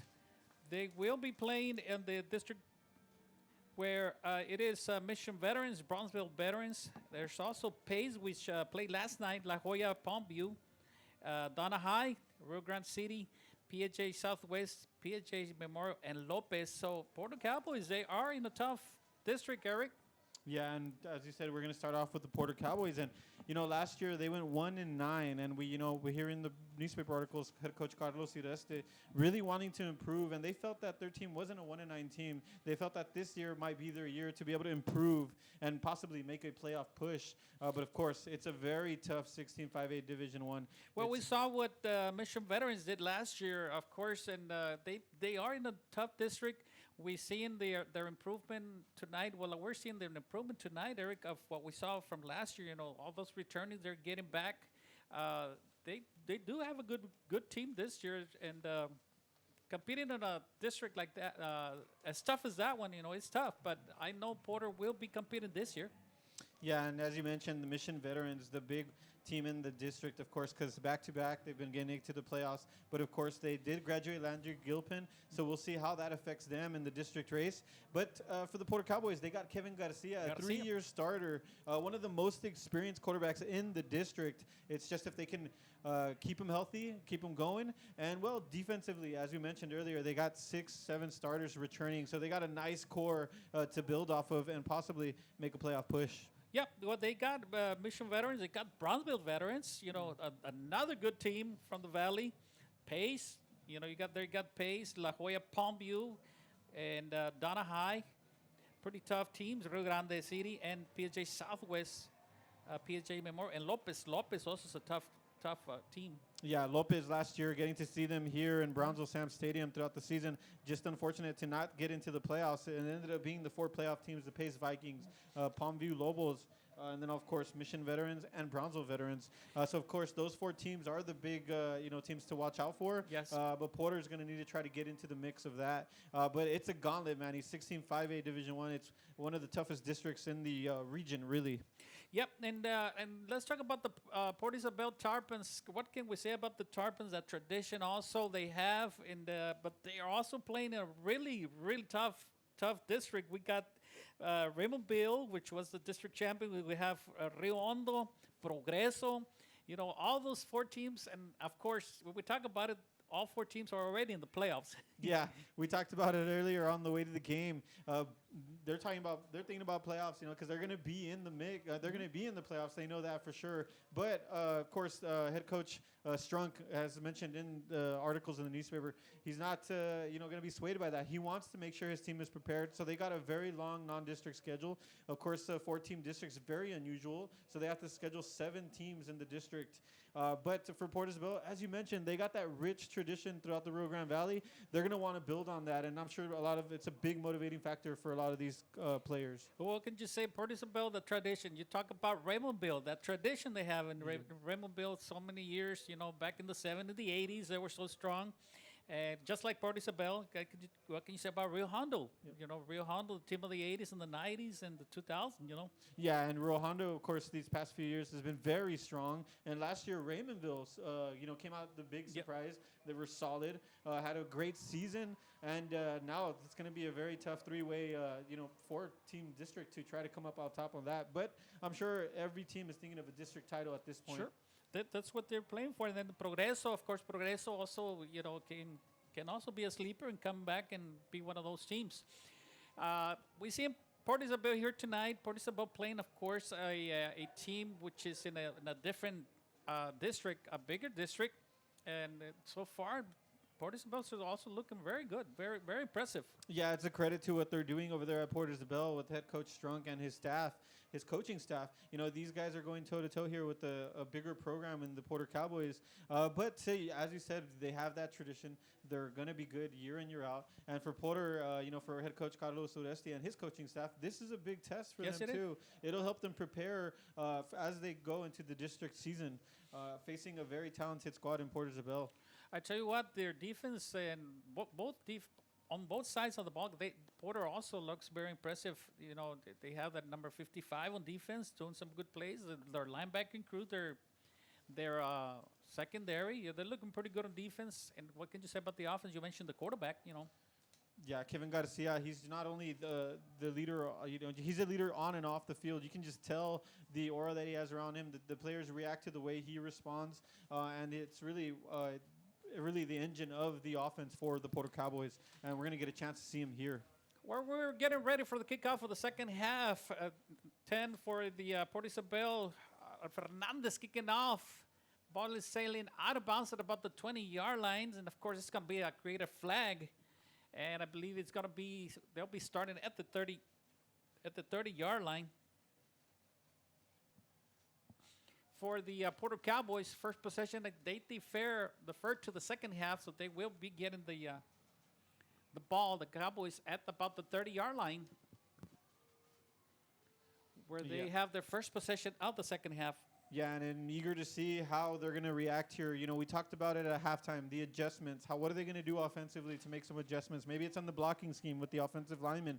Maybe it's going to be the receivers running a couple of different routes. But, of course, we are going to want to see the quarterback get Garcia get some plays here. Garcia will be back for the second half. He's under center. Now we see him hobbling a little bit. Hopefully he can play it out through all the game. We've been seeing Kyle Aguirre, the sophomore, coming in, different plays. There's a handoff. He's finding some room for about 6-7 yards. Keep going. He's about the 37-yard line. And we saw Port Isabel run a 2-back set off the shotgun earlier in the first half. Now we see a different wrinkle here from the Porter Cowboys, doing much of the same, bringing 2-back set here, and this time they handed off to the running back. It looked like that was number 28, Benito Loredo, and also number 21 line back there, Gabriel Gonzalez. Gabriel Gonzalez, yeah, under center. Garcia hands it off again to 2021. Good pursuit by the defensive side of on the Port Isabel, 42. Yeah, and it looked like Gonzalez, the running back there for Porter, was looking for a seam up the middle, but he was stretched to the outside. And, when you have so many bodies there as far as the offensive lineman blocking, the defensive line did a good job of just pushing him out there, and then the linebackers cleaning up the mess on the outside, not allowing him to get to the outside perimeter. There's no gain on the play that will bring up third down, 10 minutes and 58 seconds here. We're just starting the third quarter. Quarterback on the shotgun formation, one running back on the side. He's going to roll out, 42 under pursuit. And he's going to grab him right behind. He'll bring down about the 31, 32-yard line. And I'll tell you what, man, he did a great job defensively from Port Isabel there. That's a coverage sack. Garcia's scrambling to his left, trying to roll out and get somebody open, but there's nothing there. And it's a great pursuit by number 42, Roger Schertl, the senior defensive lineman, one of the returnees from last year. And he showed the speed he has there to catch up to Garcia. Got to bring fourth down formation for the Porter Cowboys. They'll be punting the ball. There is a punt. The ball sailing high. It'll be bouncing about the 39-yard line. Good bounce. It's going to go all the way to the 20-yard line. Still rolling. They're going to down it at the 19-yard line in the Port Isabel territory. Yeah, it looked like it took a favorable bounce there for Porter. And, the return man really was not allowed to take that back. And it gives a good position there for the defense to try to pin back this Port Isabel Tarpon offense. But the Tarpons are going to have to come out here at their own 19 and try to get something going here. And like we said earlier, adjustments offensively and see what they did here in the halftime offensively and see how they produce here. Quarterback on the shotgun formation, running back on the side, two receivers to the right, two to the left. There's a throw to the 5-yard line. Good pursuit by the defensive side. Almost maybe a 2-yard gain, but that was about it. Porter Cowboys coming up big. Yeah, the defense just swarming to the ball. As soon as that ball is released, it was a quick out for the Tarpons, and the receiver was Tito Zamaron, and he's just going to find himself a couple of yards there. Quarterback under center, shotgun formation.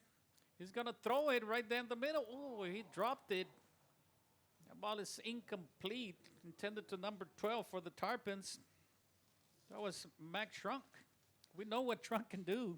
Yeah, Mark Strunk, of course, the playmaker so far in the first half right there, trying to get the ball to their big playmaker there, but it's in and out of his hands as there was a couple of defenders just about to make the tackle. But it's a great play design there, faking the running play and then just quickly slant to Strunk.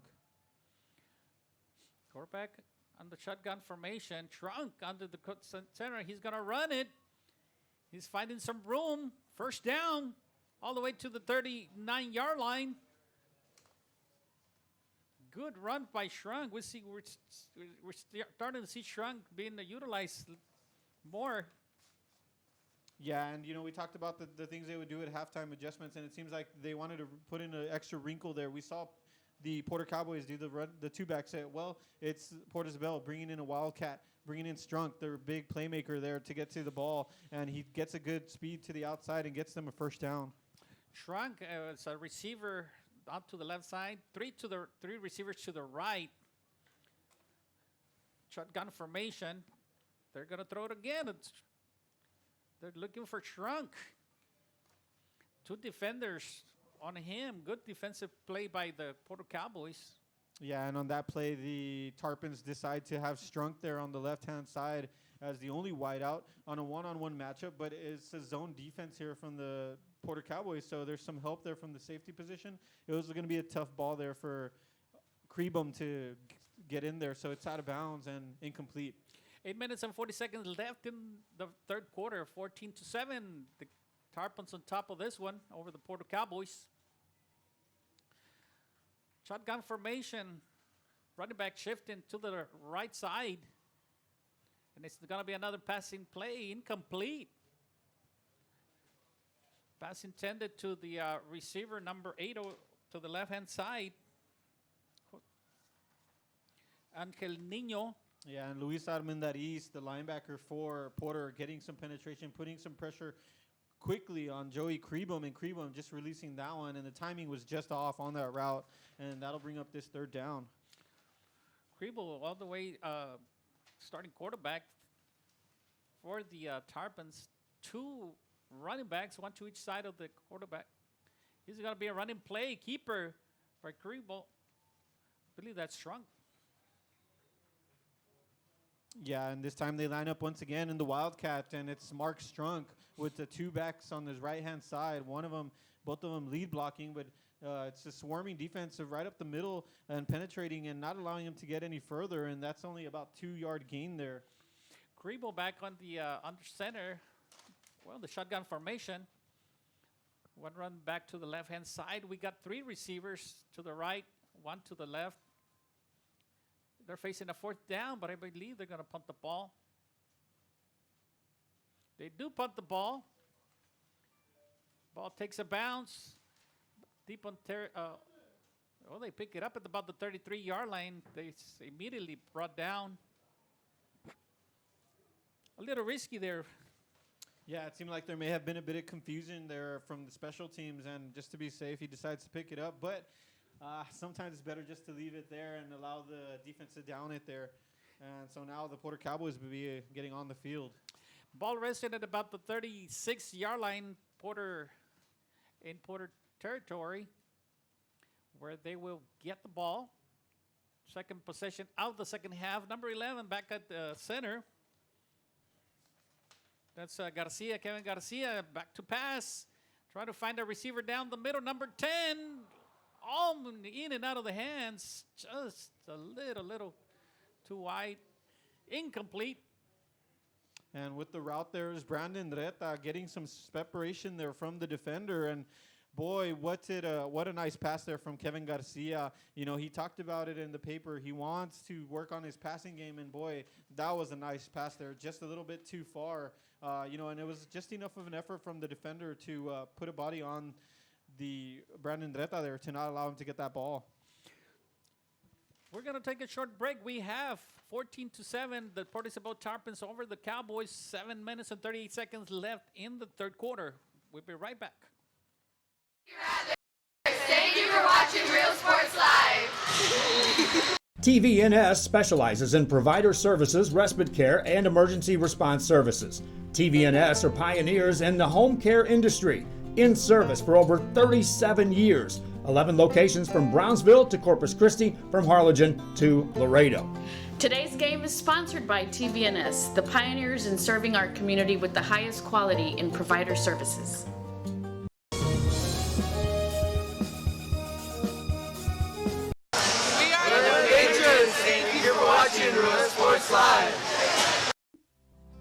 Our professional advisors at Employee Retirement Services have been providing financial and retirement planning for many years for employees of different employment.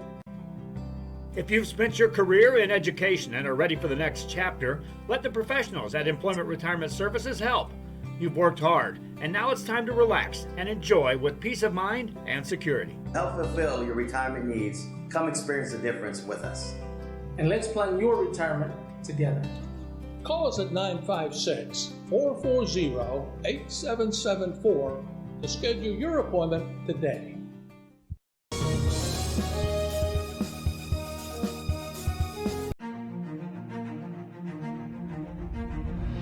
At HCISD, we move the needle forward every day. We'll blaze a trail for future generations. It's not just about equipping students with skills for the future. We awaken their potential and empower them to make good choices. No matter where you're from or where you're headed, there's a place for you to flourish at HCISD.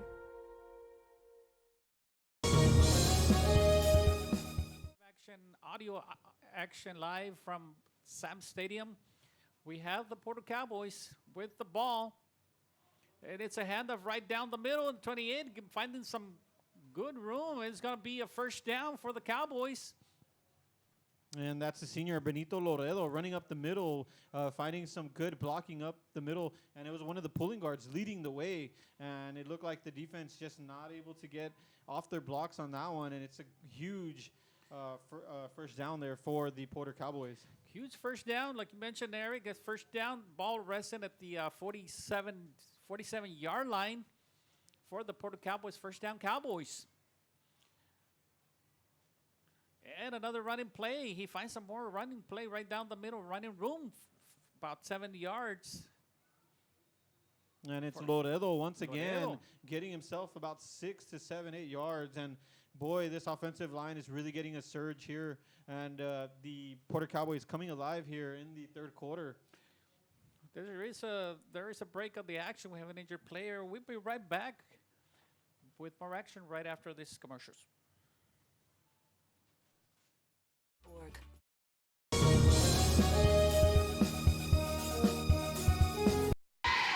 Hi, we're the Lady Diamondbacks, and thank you for watching Real Sports Live. Fishing fans, here's your chance to catch some fish and help out athletes at the same time. Mark the calendar now and plan on attending October 20th as the 3-Up, 3-Down San Perlita Booster Club Fishing Tournament looks to be the biggest and best yet. Located at Laguna Madre Baits in Port Mansfield, Texas, this tournament is set to provide 100% of the proceeds directly to the athletic programs. Artificial lures only with a blackjack format, no fish over 21 inches, $150 per team or boat, maximum 4 people, and the grand champion is a team closest to 63 inches with 1 red trout and 1 flounder. Food raffles, baked goods, a silent auction, and terrific prizes from some great sponsors. Registration is October 19th. The tournament is October 20th. See you there at the 3-Up, 3-Down Fishing Tournament in Port Mansfield, where catching fish is helping athletes in a big, big way. Okay, folks, we're back at live audio from Sam Stadium in Brownsville, Texas. Porter faces a second down and 3. Hands it off to the running back. Very close to a first down. I believe he has it, Eric. It's close. And yes, he does have a first down. Porter marching right down the field. They are in Tarpon territory.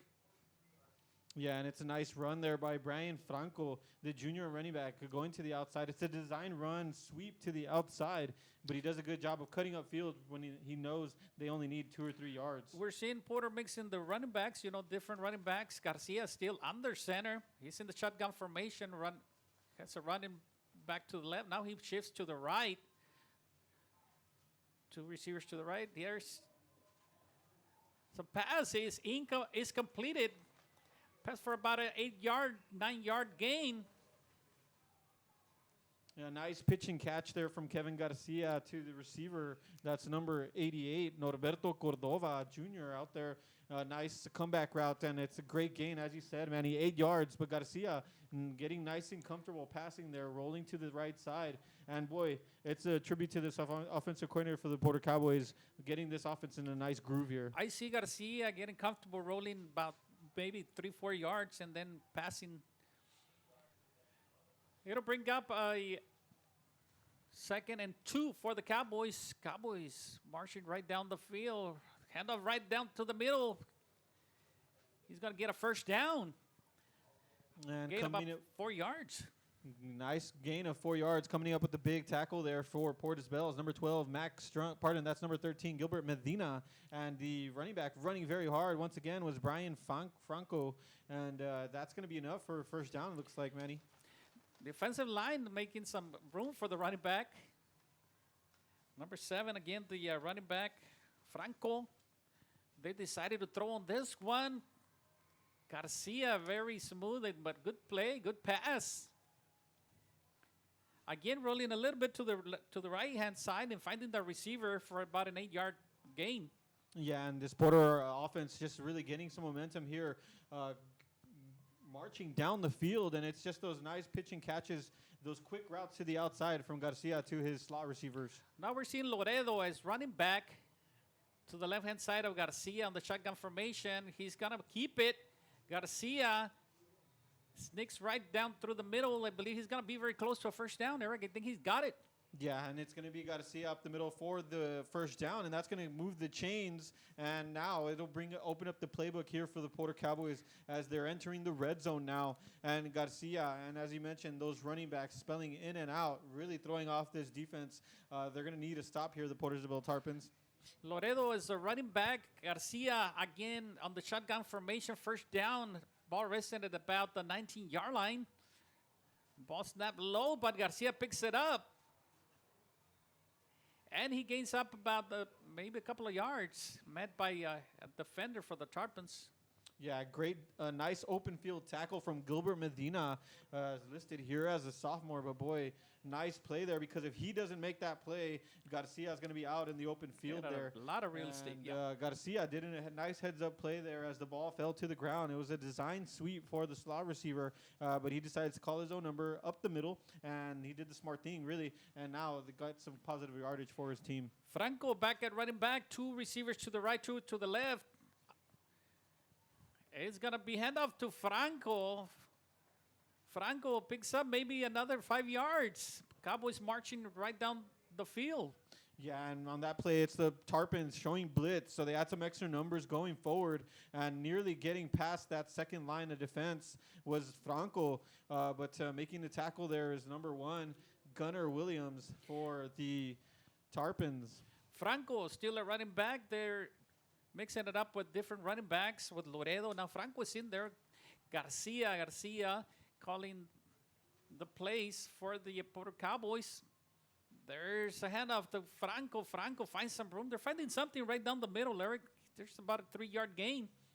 Yeah, as you said, they're going down the middle, and it's part of the adjustments maybe they did with the offensive scheme, with the blocking scheme there, because something has changed here as the offensive line is continuing to wear down this defensive line, and these running backs running very hard. It's making a big difference. They're bringing 65 and 55 in. It's a power formation with Loredo, the running back. They need 1 yard, 4th and 1.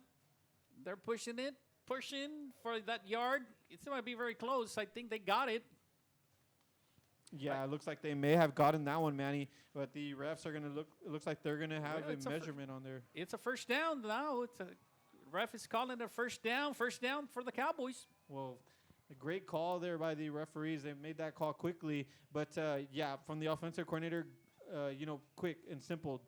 They win with the quarterback sneak, and they use that big offensive line that they have, and Garcia under center just gets that extra push from the backfield. Benito Loredo still as a running back right behind the quarterback. And Loredo, he's going to be the one carrying the ball. He's very close to the 5-yard line where he's met by the Tarpons. And Porter keeps marching right down the field. Yeah, tough run. Yeah, tough running there from Loredo. He gets past the first level of defense, and then he gets met up by one of the defenders. A great defensive effort there, swarming to the ball, but Porter continuing to chalk on the yardage here. Second and 6. 2 minutes and 6 seconds left in the third quarter. Porter's trying to get on the board, tie this one. Quarterback keeper Garcia very close to the goal line. Touchdown for the Porter Cowboys. Garcia, tough running, and gets right in the end zone for the touchdown, Eric. Yeah, and it's a great play design there with this running back leading the way for the blocking. As we see the replay here at the stadium, it's Garcia calling his own number, which we already knew. He was a tough runner. And, man, it's a credit to what this offensive line was able to do on this drive. An impressive drive here by the Porter Cowboys, capping it off with that run by Kevin Garcia. Garcia, the holder. Here's the kicker. There's a setup. Eric balls us up, and it's good. We have a tied ball game here at Sam Stadium. We have a good game. 14-14 is our score here at Sam with 1 minute and 55 seconds left in the ball game. We're going to take a short break, and we'll be right back with more action from Sam Stadium in Brownsville, Texas. Laguna Madre Baits, the home of Laguna Girl 1 and 2. They ensure that you have the best when it comes to your fishing needs. Locally caught bait, including live shrimp and croaker. Frozen baits caught locally, frozen shrimp, squid, mullet, and more. Dress the part with full outdoor apparel. Drinks, ice, snacks, groceries, and fishing supplies for any need. Access by road or by boat. Look for the blue building and the blue shrimp boats, Laguna Madre Baits. 828 Westport Drive, Fort Mansfield, Texas.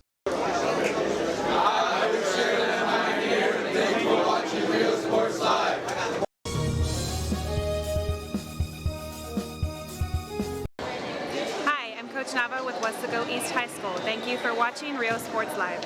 Before you have time to worry, we'll get you taken care of fast and easy.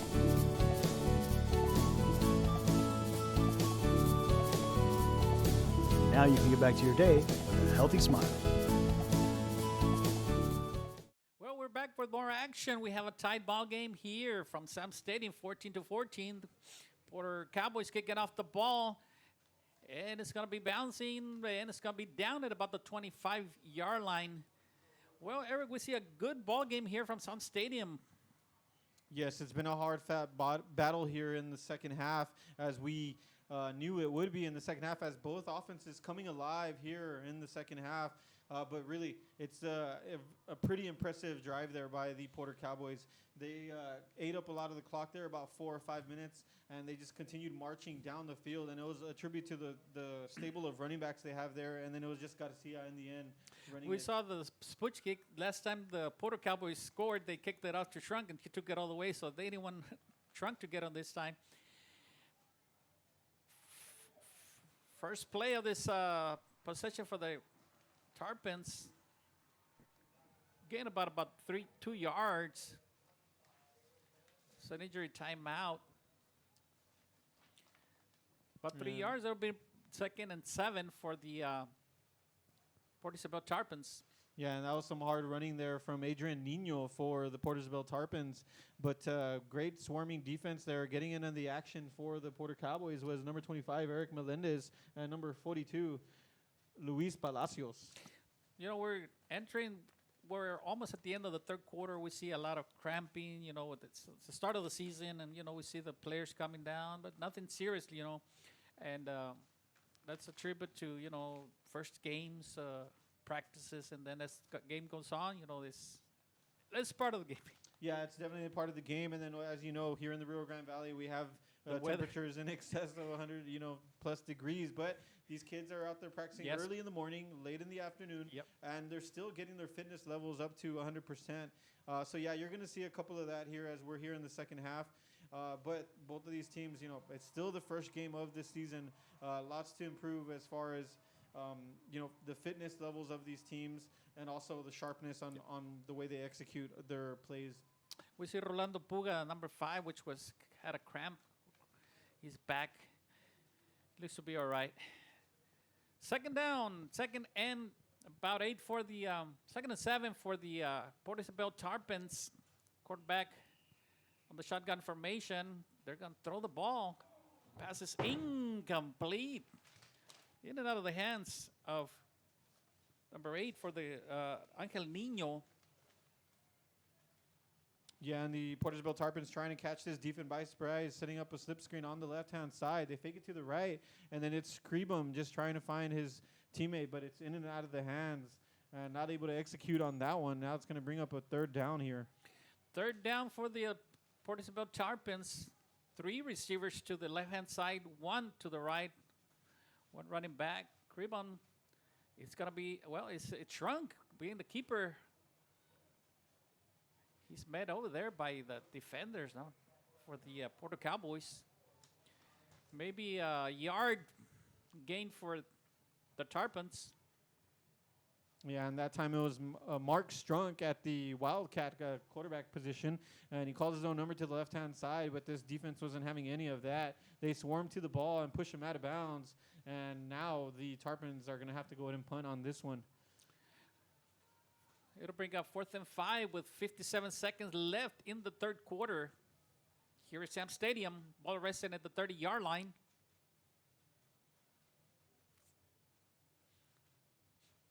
There's a snap. There's a punt, and it's going to be blocked. Blocked, and it's going to be recovered at the 25-yard line. It's going to be Porter Cowboy ball. It was a 4th down anyways. So Porter will get the ball. Yeah, and that time it just seemed like Skrebum was not able to get enough height on that punt, and it just goes off one of his own players and into the air, and it was up for grabs. But in the end, it was going to be the same result. It's going to be Porter ball in that territory. So right now the referee's discussing, but the ball is placed at the 25-yard line. And that's part of the problem when you have that type of formation, when you're punting off the shotgun formation. He just takes a couple of steps back, but you got to make sure you clear it past your offensive line and your running back. And right there, just not able to do that.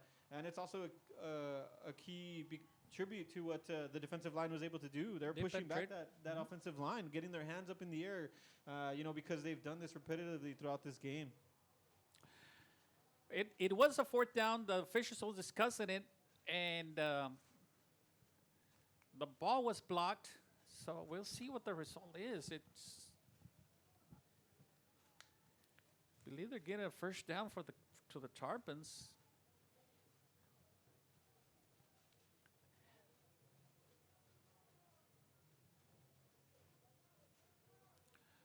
Fourth down, the ball was blocked, but it was recovered by the Tarpons. And you see the coaching staff there for the Porter Cowboys really getting at the referee. They want to know what an explanation for that. And I understand, the ball is down, but the only thing I could think of, which we weren't able to see in the pile, possibly a Porter player having possession of the ball momentarily and then losing possession, falling into the hands of a Tarpon player. That's probably the only explanation that we can think of also, because it was a fourth down. They punted the ball. The coach wants an explanation. Anyway, the ball is resting right now at the 25-yard line into Tarpon territory. We'll see what the referees rule on this one. Yeah, we have the Tarpon offense on the field, the Cowboys defense on the field. So it looks like the referees, they are awarding the ball to the Tarpons, and it'll be a first down for the Tarpons. First down, Tarpons at the 25-yard line. There was some movement. There is a flag on the play. Nevertheless, it was a 5-yard gain. We'll see what the refs are calling this one. And that was some tough running there from Adrian Nino, and it's a good surge from the offensive line, creating lots of space there for Nino to run through, but he's only able to get about 4 or 5 yards there. Well, it's going to be an offsides against the Porter Cowboys. Either they can take the play or they can take the flag, the points of the flag, which is the yards, a 5-yard penalty. They are going to take the flag, and it'll make it still a first down, 1st and 5 for the Tarpons. There's a handoff. Number 32, tough running right down the middle. And defensively on the tackle is going to be Eric Melendez, sophomore linebacker, just coming up strong there. But it is going to be a good gain there for the Tarpons, and now it's going to make it a very manageable 2nd and 3 here for the Tarpons. 2nd and 3 with the fourth quarter coming down to an end. Clock showing 0-0-0 on the third quarter. Third quarter coming down to an end. We are tied 14-14 here at Sam Stadium. Good game out of a non-district game. We'll be right back. Hi, we're PJ Lady Bears, and thank you for watching Real Sports Live. Go! A Piece of Cake by Ibadas in Harlingen is a sweet stop for cakes, cookies, and pastries. The best in town for specialty cakes made to order. Sweetbread, cookies, pies, or how about cupcakes? At A Piece of Cake by Ibadas, try a Texas-style cinnamon roll, or how about some tamales? Wedding cakes, graduations, you dream it and they can make it. The best in town is A Piece of Cake by Ibadas in Harlingen. Are you ready? Are you ready? Are you ready for the prices? It's a Labor Day party. The Hacienda Ford Labor Day sale is going on now. You can get a new F-150. We're right back with more action here from Sam Stadium. Port Isabel facing a third down now. Third down and about 3. Last play was a handoff right down the middle for no gain. There was a loss on the play. Quarterback on the shotgun formation. 2 receivers to the left, 2 to the right. Porter showing some blitz. There is a complete pass, but it's going nowhere, Eric. Good defensive play by the Porter Cowboys. Yeah, it's a good defensive effort there. On the tackle is Gabriel Gonzalez for the Porter Cowboys. And, the Tarpons are a good idea there, trying to get Mark Strunk involved in the offense here, and they've isolated him on the left-hand side with one receiver blocking. But it's a good defensive effort to not allow him to get open there. And now that's going to bring up this crucial 4th down.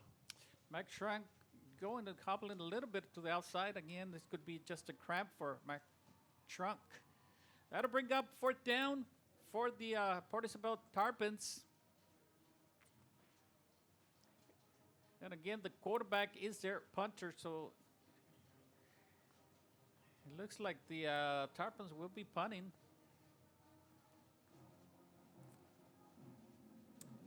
They're kind of, and again, it was hit again by the line.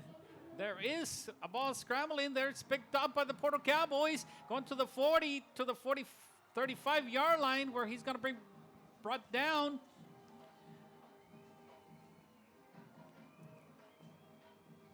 There's an official right at the 50-yard line. I believe they cannot return the ball, if I'm not mistaken. The official is standing right at the 49-yard line. There is a flag. It's also possibly for a block in the back, but we'll go and wait and see what the referee says here. But once again, we see there the Tarpons not able to get that punt off correctly.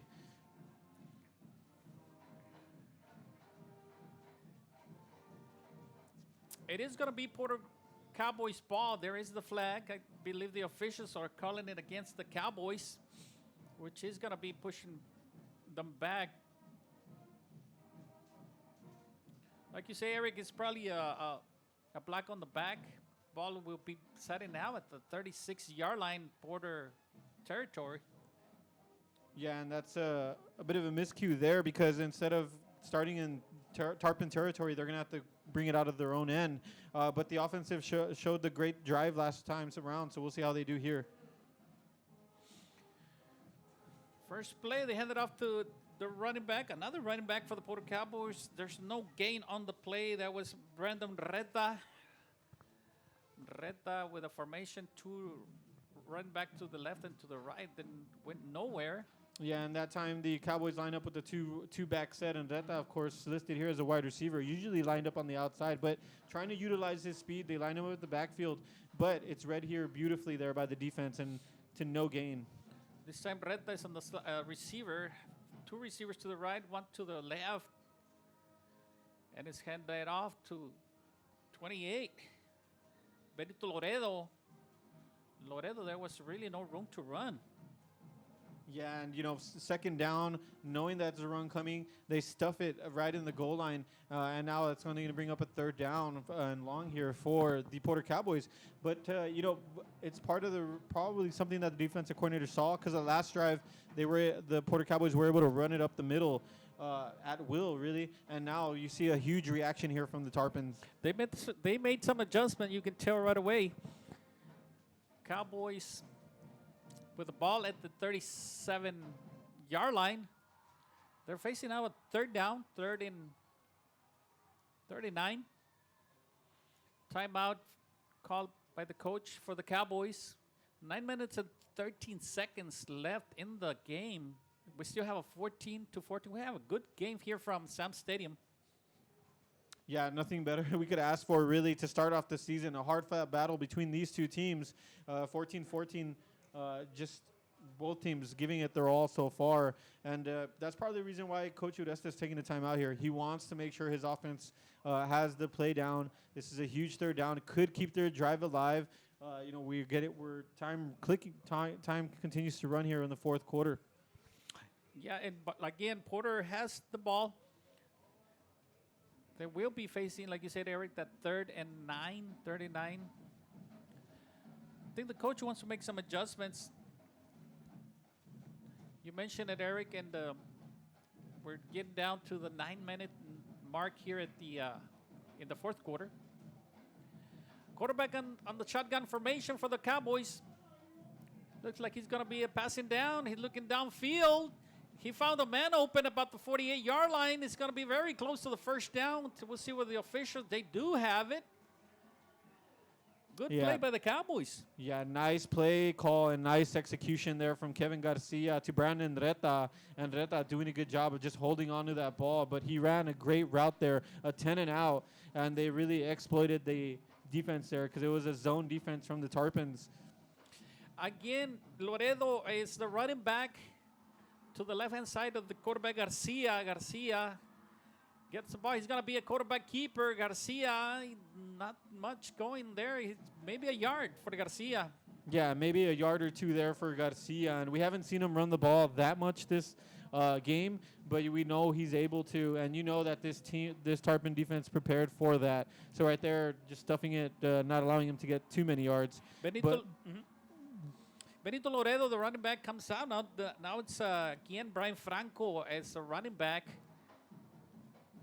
for the Porter Cowboys as they're facing a 2nd and 9. Ball resting about the 49-yard line.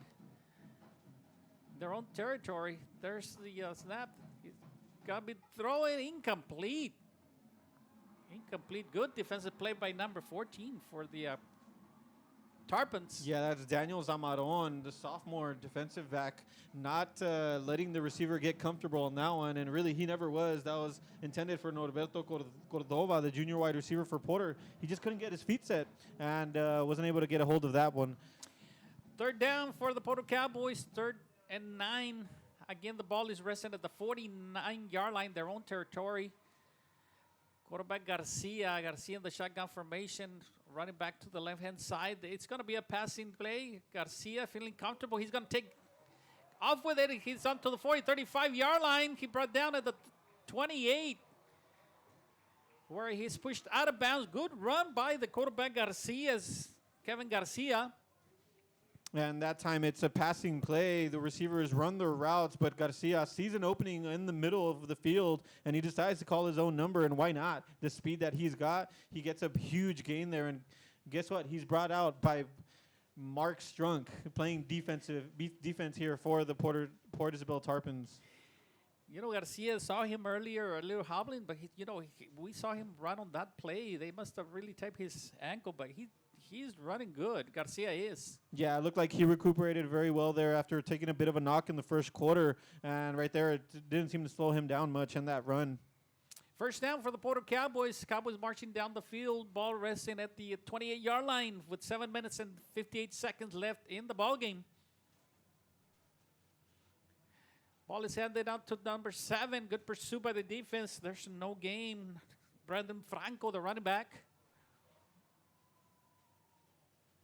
Yeah, and that time it's just the Tarpon defense swarming to the ball and not allowing him to get to the outside. And now it's going to make it a bit of a more complicated 2nd and long after a loss of yardage there. Franco comes out. Benito Loredo, they been alternating those running backs. Benito Loredo comes in. Loredo seems to me more like a power running back, and Franco more like a shifty running back, a speedy.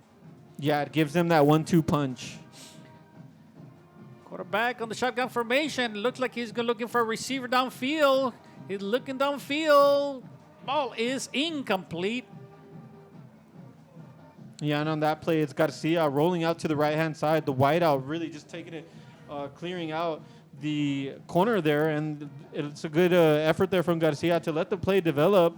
But in the end, not able to get it to the intended receiver. That was number 24 for the Porter Cowboys, George Flores.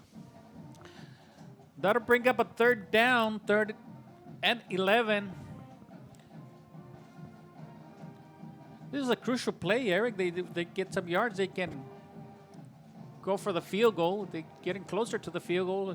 Yeah, and as we've seen in this drive, Porter having to open up their playbook. There's a keeper by Garcia. Garcia going right down the middle, maybe 3-4 yards, getting closer.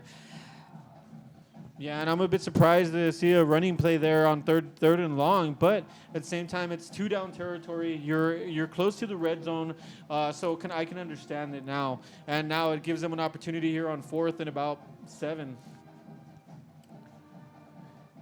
4th and 7. The ball is resting at the 24-yard line. It looks like the Cowboys are going to try to get the 1st down. They're going for it. Garcia Ball is snapped, but I believe the officials weren't ready. Oh, there is a flag. There is a flag on the field, and I'll tell you what, that's a nice heads-up play there by the center, and that's what you're taught to do. It looks like that was number 51. As soon as he saw movement, he just snapped the ball, and that was Juan Fuentes, the senior defensive lineman. It looks like I may have been wrong, Manny, because that actually goes against the Porter Cowboys. The Porter Cowboys, yeah. I guess the referees felt that they may have seen some movement early here from the offensive line, so that's going to be a false start. A false start that push them back 5 yards. Whether it'll bring up a 4th and 12.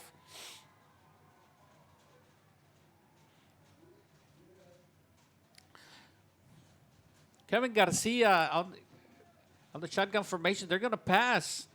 There is a throw right down the middle. Incomplete. Intended receiver was, believe, 83.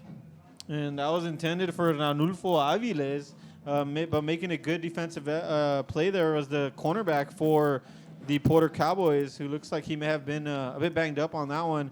But he was able to get a hand on it and prevent the receiver from getting that completion. And now that's a turnover on downs for the Porter Cowboys. So Port Isabel will get the ball at their own 30-yard line. We're going to take a short break, and we'll be right back for more action. 14-14 is the score here at Sam Stadium. 72 months. We got the tailgates down and we're feeling all right. Mahasi and the friends are saving money tonight. Hacienda has it.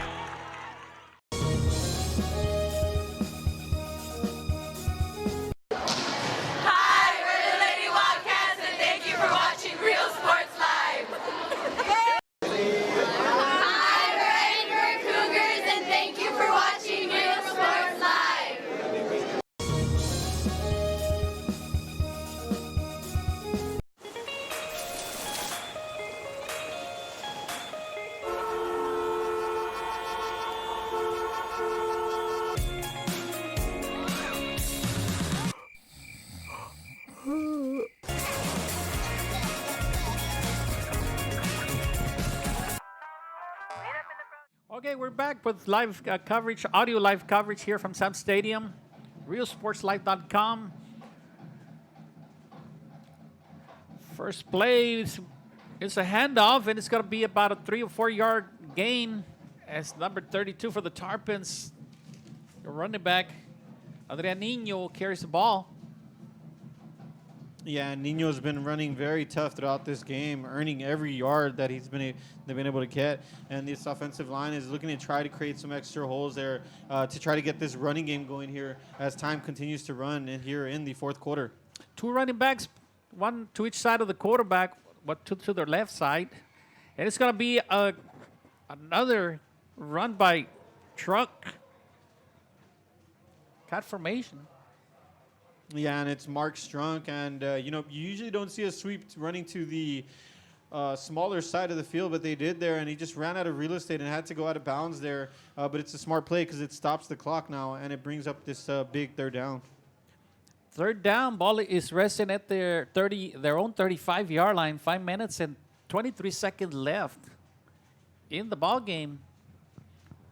We are tied 14-14.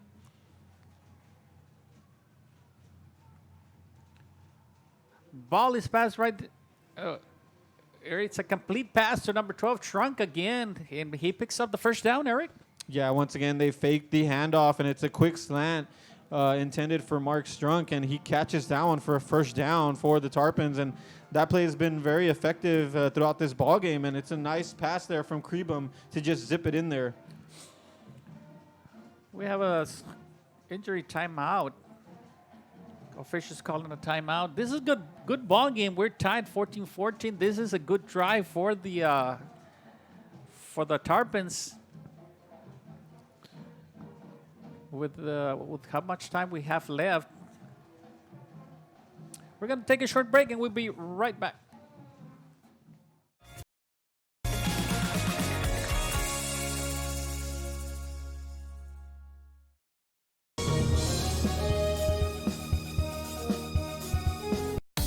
Start the new year off right. Alpha Men's Primary Care wants to remind all men it's time for your annual physical. Call to schedule an appointment. It's about the body, mind, and emotion. Stop feeling sluggish, having no... We're back with more action. We have a 2nd down and 11 for the Participant Tarpons. In the first down, they ran it for about a yard. Well, there was no game. Second down for the Tarpons. It's going to be a pass and play to Shrunk. Incomplete. Ball is incomplete. That'll bring up a 3rd down for the Tarpons. Yeah, and that was a quick 5 and out intended for Mark Strunk, and just a bit overthrown there by Krebum. And, it's once again, we're seeing the Tarpons trying to find a way to get the ball to their big playmaker, which is Mark Strunk. And right there, you just see the Porter Cowboys flying to the ball. Getting a tackle there was number 15 for the Cowboys. That's Jose Charles. Quarterback on the shotgun formation, running back to the left-hand side. Looks like he's going to pass the ball. He does. Finds number 24 by the Smed right there, about number 2, right at about the 47-yard line. Yeah, nice pitch and catch there, and it just nickels and dimes to move the chains. But, of course, now it's going to bring up a more manageable 4th down. But for Krebum, it's also giving him a bit of confidence here with that quick comeback route. Well, we'll see what happens, because the last 2 drives, quarterbacks tried to punt it, and he hit one of his linemen. But I believe they're going to punt this one. Kribel moving back on the punting position, and he is going to punt it. Short punt there, and there is a flag on the play. Short punt, ball sailed out of bounds at about the 40-yard line. Porter will have good field position depending on the play, on the flag. Yeah, and that time, of course, Portersville able to get that punt off, but it didn't go very far, so it's still some decent field position here for the Porter Cowboys. And as this clock continues to wind down, Manny, every drive is beginning to be more and more crucial, more and more important. And now the Cowboys, of course, the only team so far to score in the second half, will look to emulate that drive they had earlier on. A quick 6-minute drive that really was able to run about 70 yards down the field just running the ball. Shotgun formation, there's a pass to number 88, and it's caught at the 40-yard line deep into Tarpon territory. Number 88 coming down with the ball. That's Norberto Cordova. It looks like the tight end, Eric, or one of the receivers. Yeah, it's the wideout receiver Cordova on the outside and just really testing the corner there. But, boy, it's a good pass there from Garcia to get it to the outside shoulder and give his man a chance to get the ball. And Cordova coming up, going at the highest point to get that ball. 2 receivers to the right, 2 receivers to the left. The running back on the side. There's going to be a handoff there to number 28. Finding again the middle. Benito Loredo, picking up maybe 7 yards.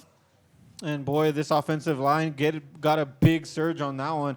And it was a counter play, really. The running back designed to the left, but then he's going to cut back to the right-hand side. And he found himself with lots of space there as Porter gaining some momentum here. Second and 3. Loredo is the running back. He picks it up. He's running for some yards. He's going to be down about the 24-yard line. Very close. Yeah, it is a first down, Eric. Yeah, moving the chains, of course, with that running game right here is the Porter Cowboys. And it looked like Loredo just took a bit of a knock there, so he's going to be spelled out. Entering the game is going to be the other running back. Brian Franco. Again, is a speedy receiver, shifty, a little different than Loredo. Gives him a 1-2 punch. Franco can run right down the middle. Picks up about 3 or 4 yards. Yeah, and as you see the offensive line, it's a big offensive line for the Porter Cowboys, and it's makes you wonder if it's a big factor here in the fourth quarter, the fatigue, attributing to this defensive line, just wearing them down little by little, and now there's creating big holes for this running backs for the Porter Cowboys. It was a 6-yard gain. It comes 2nd and 4, 2 minutes and 49 seconds left. Quarterback in the shotgun formation. He's going to keep it. He's going to run it. No place to go. He goes down with the ball. And that's what a 3-year starter brings to a team there. He sees there's nowhere to go, about 3 Port Isabel Tarpons waiting for him, and to not try to have a turnover here in a crucial point of the game, he just decides to slide on the ground. And it's a smart play there from Garcia as the play was busted up the middle. And again, it's 3rd and 5 for the Porter Cowboys. They're getting closer to the field goal, also in field goal range. There is a handoff to number 28. He goes right down the middle.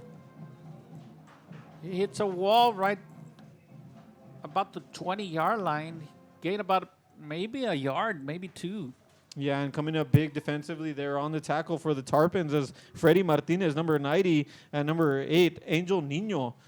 Well, a big decision here for the coaches here for the Porter Cowboys. They are in field goal range. They're ball resting Eric at about the 16-yard line. 17-yard. Scoreboard shows 17-yard line. Option 1 will be going for it or trying to go for the field goal. Yeah, the field goal could be the difference in this game, but it all just depends on how they feel putting their field goal kicker out there, but also their offense with Kevin Garcia and the momentum they showed on this drive. Big decision. It's a 4th and 3 yards. 4th and 3. Looks like the offense is going to stay on the field. Garcia, it's on the shotgun formation. Loredo back. Back is running back. There goes Garcia. Garcia stopped right before he gets to the first down. And the Tarpons are going to take over on downs. A huge play in the game, Manny, as the defense lined up with about 8 or 9 in the box, just swarming him in the backfield. The Garcia hoping, the Porter Cowboys and Garcia hoping to go with some power football, but it's to no avail as they're going to turn over the ball there. Good play by the Tarpon defense. They just stopped it out right down the middle. Tarpons will take over. It's only a minute and 53 seconds left in this ball game. We're still tied at 14. Quarterback on the shotgun formation, running back to the left-hand side. 2 receivers to each side of the field. Looks like they're going to pass for the ball. The quarterback is being under pressure. He throws it. There was no receiver, but it's going to be called incomplete. And no flag. Yeah, no flag on the play. And Creben does a good job of evading defenders because, boy, that looked like it was going to get a bit dangerous there for the Tarpons. But Creben does the smart thing, and he just throws the ball away once he was outside of the pocket. But, boy, what a credit to this defense, getting the penetration. They're swarming to the ball. As this game continues to wind down, they're seeing the importance of each and every down. Not only that, the clock they didn't lose too much time on the clock because of the passing play. There is a running play here for the Tarpons, maybe 2-3 yards, where it'll bring up a 3rd down. A minute and 36 seconds left. I know it's only about a 2 or 3 yard gain, so now the clock will continue to roll as Creben is getting some instructions from the sideline here, and it seems like at some point in this 1 minute and 20 seconds left here now, they're going to have to open up their playbook, but it looks like they're going to go a bit conservative here, Manny. Yeah, each team has 2 timeouts, a minute and 10 seconds. Clock is still running. Play clock, it's at 5 seconds. I believe they're going to take a timeout. Timeout, Port Isabel. With exactly 1 minute left in this game, Eric. It's exciting. 14-14. We have a tied ball game. Yeah, and boy, what a great way to start off the season here on Friday night for Valley football. Of course, these 2 teams going at it, duking it out throughout this game. And what did we expect, Manny? I mean, it was going to come down to one last drive in the game, and it just seems like the Tarpons maybe they didn't feel too comfortable on their 2-minute offense. I don't know if they have something drawn up here specifically, but it looks like they may be looking for that overtime. Yeah, and it's a 3rd down. If Porter, of course, they would want to stop them here and force them to punt. They will get the ball, in a good field position. Still a minute. And they got 2 timeouts. And, of course, in every first down, when you make a first down, the clock stops. So Porter is going to try to stop Port Isabel here and get the punt and maybe try to get something. Yeah, and if they, as you mentioned, if Porter can come up with a stop here, they would have some possibly some good field position to try to get a field goal or get into touchdown range. This is a crucial play for the Tarpons. Third down and 7. A minute left in the game. It is going to be a passing play. There's a receiver, and it is going to be caught about the 49-yard line.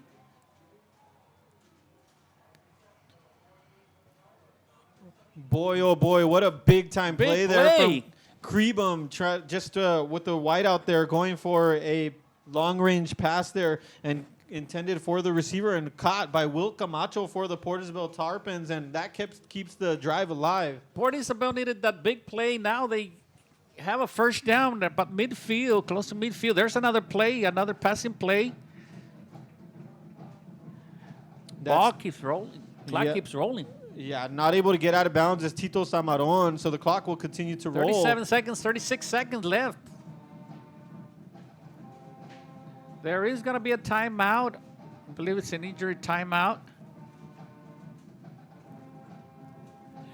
Eric, we have 36 seconds left. Ball resting at the 49-yard line on Porter territory. Still some time for the Tarpons to do something in this drive.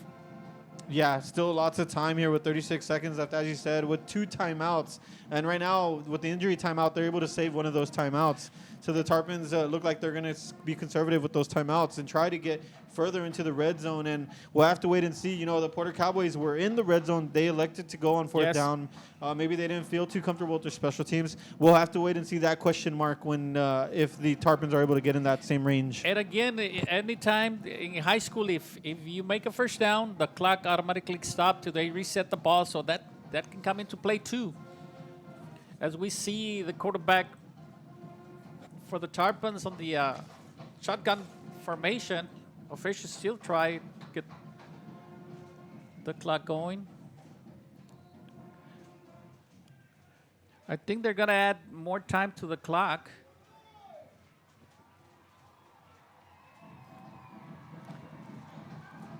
And head coach Carlos Uresti pointing to the home crowd, trying to get them into the game, trying to get that home field advantage and hype up his defense. This game's getting pretty exciting here. Both crowds are up on their feet. Applauding these young men and the efforts they're giving. And what an effort they've been putting here.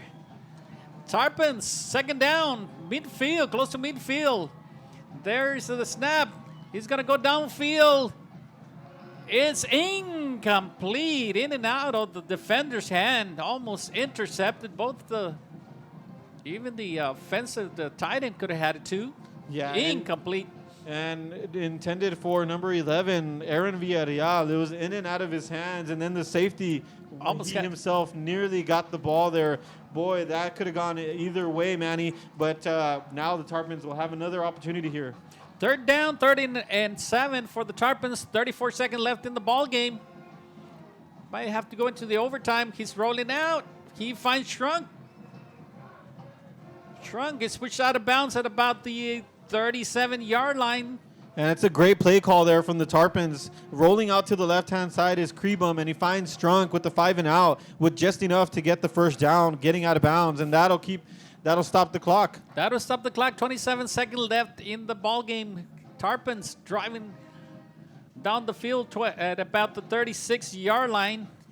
3 receiver to the right, 1 to the left. There is a snap on the shotgun formation.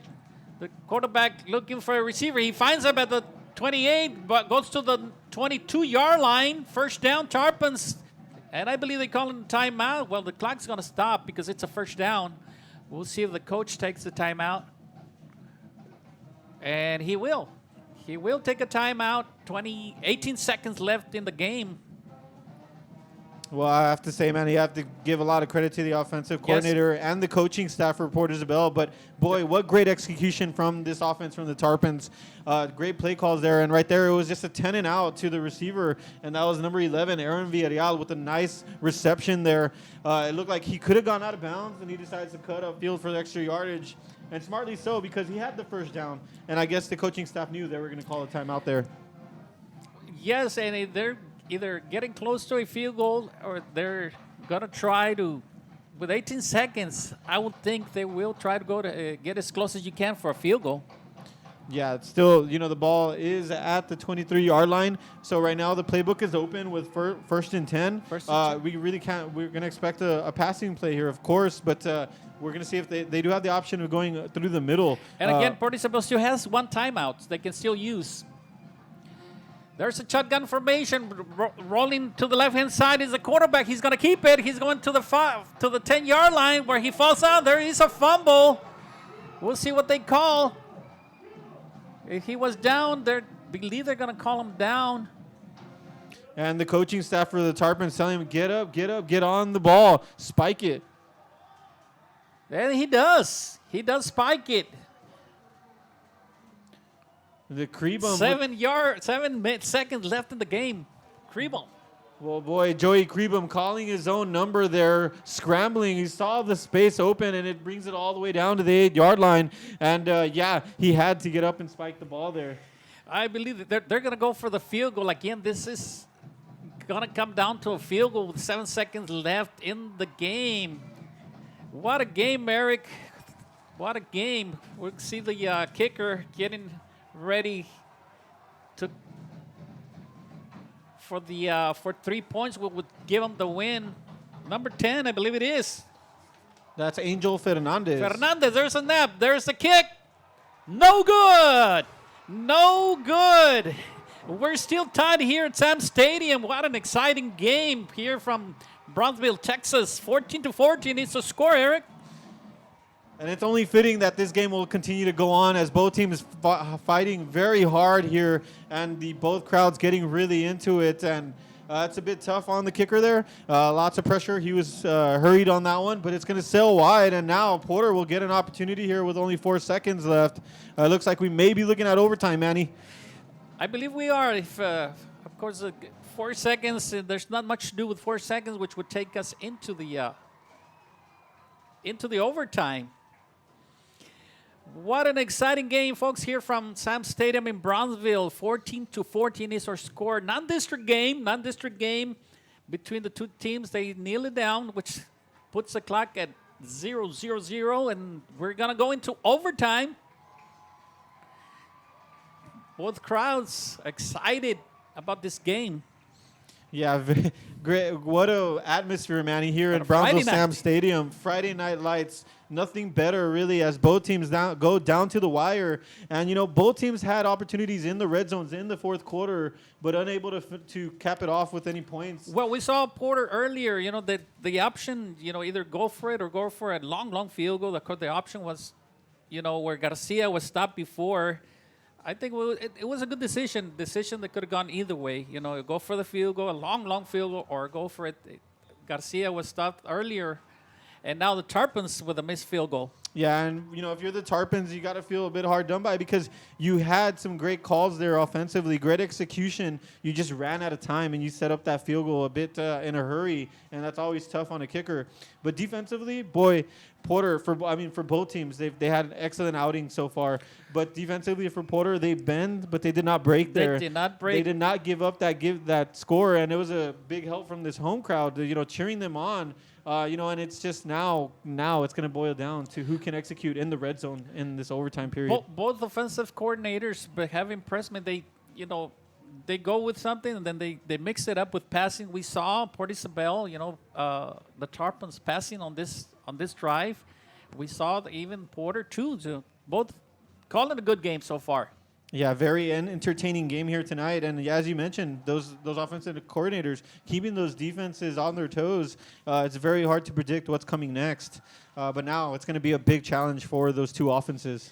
Well, folks, we are in overtime here at Sam Stadium. Port Isabel and the Porter Cowboys, we're tied 14-14, which will take us at in overtime where half the referees trying to flip which team is going to go first in this overtime. Exciting ball game here from Sam Stadium.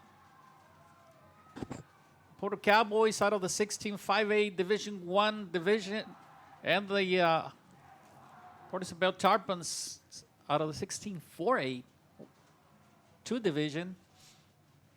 Again, Eric, we mentioned the tough districts are competing, and this game is going to help both of the teams. Go into district. Of course, it's a non-district game, but it helped both of them.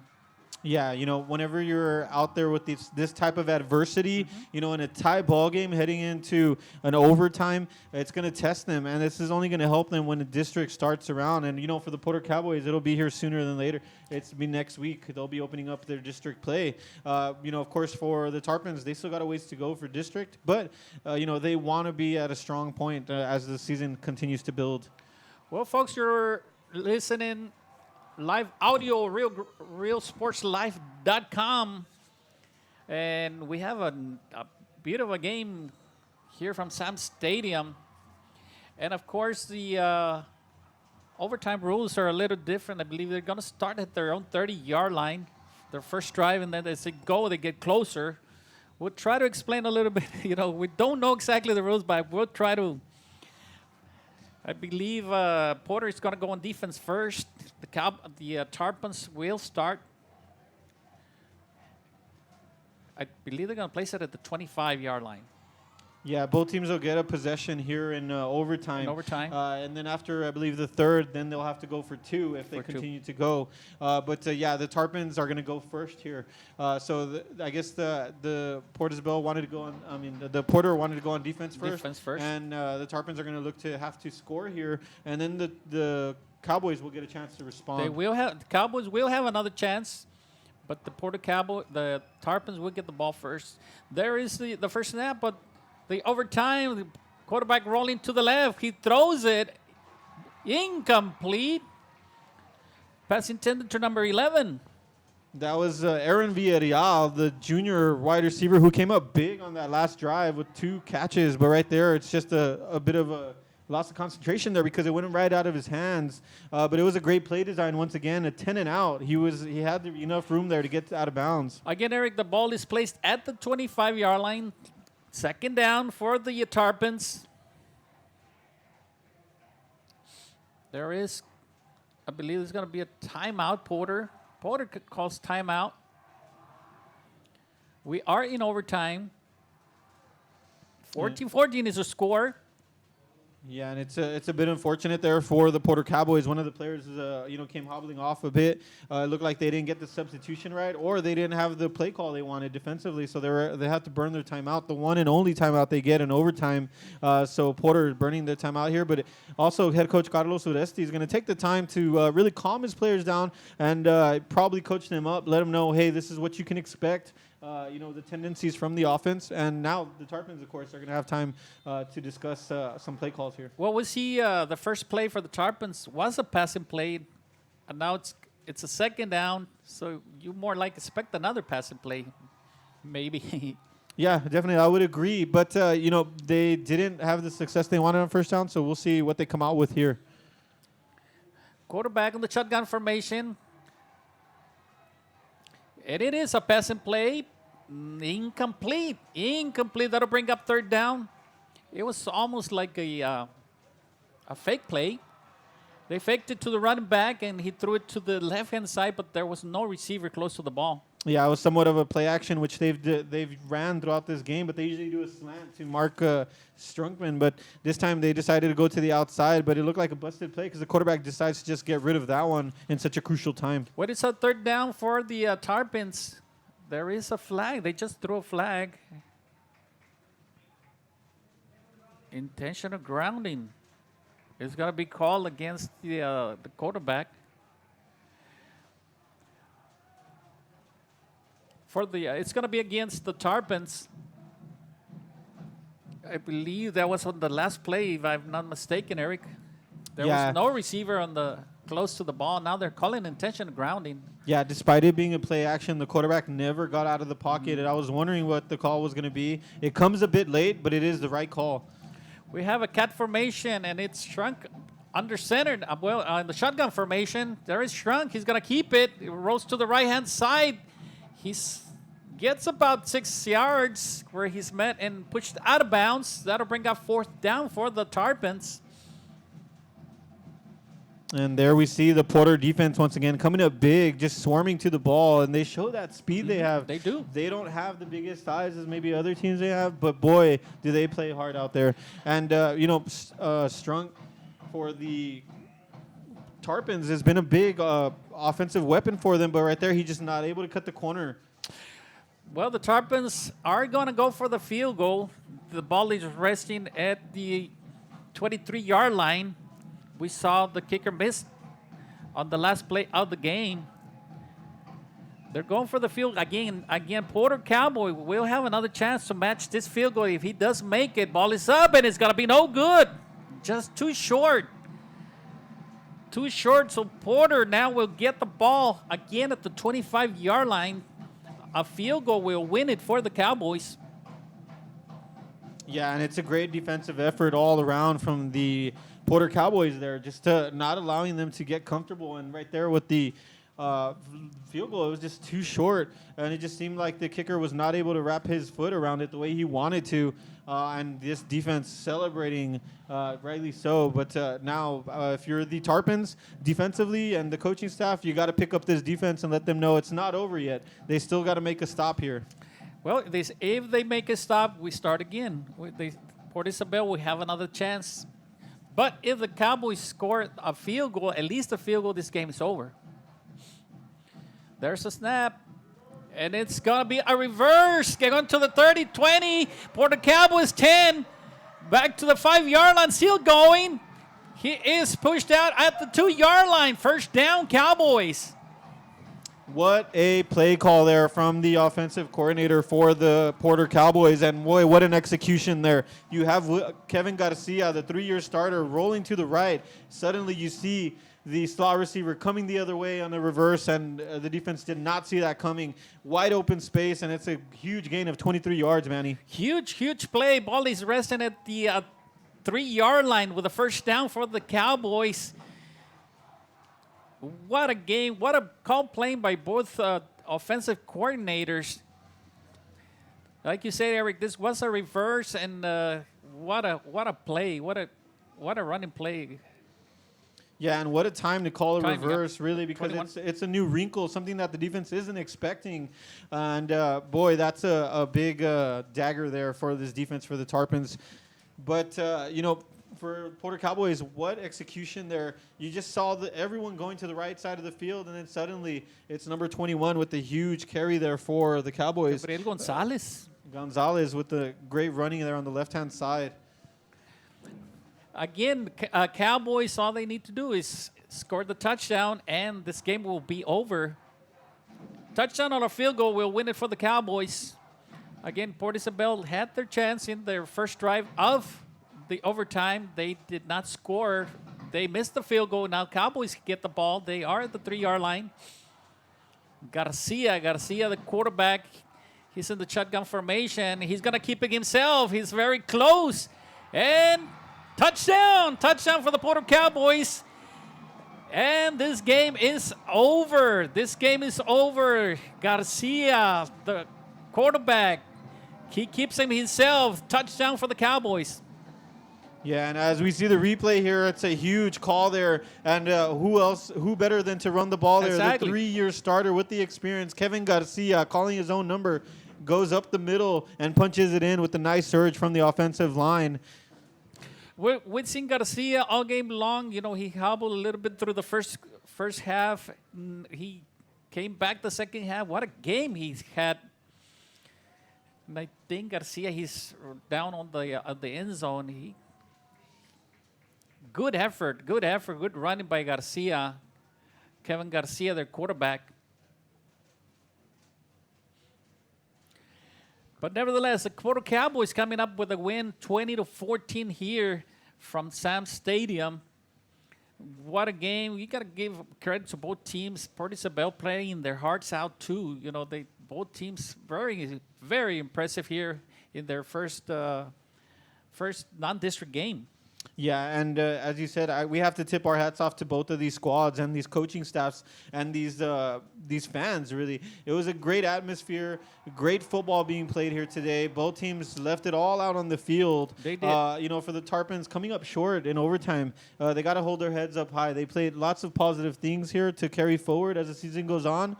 And, well, for the Porter Cowboys, going 1-9 last year, right now they just matched that. They got their victory, a hard-fought victory that they'll be able to carry on. And the head coach, Carlos Ureste, will be able to tell these young men, hey, you guys got this victory. You were faced with adversity, and you were able to get that victory.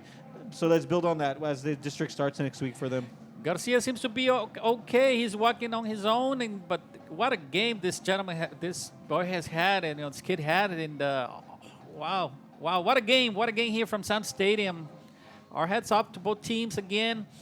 This has been another presentation of RealSportsLive.com. Eric, what can we say? You know, it's a heck of a game. Yeah, well, like you said, once again, thanks to all the viewers for watching the game today or listening today. You know, because UIL rules doesn't allow us to show the video.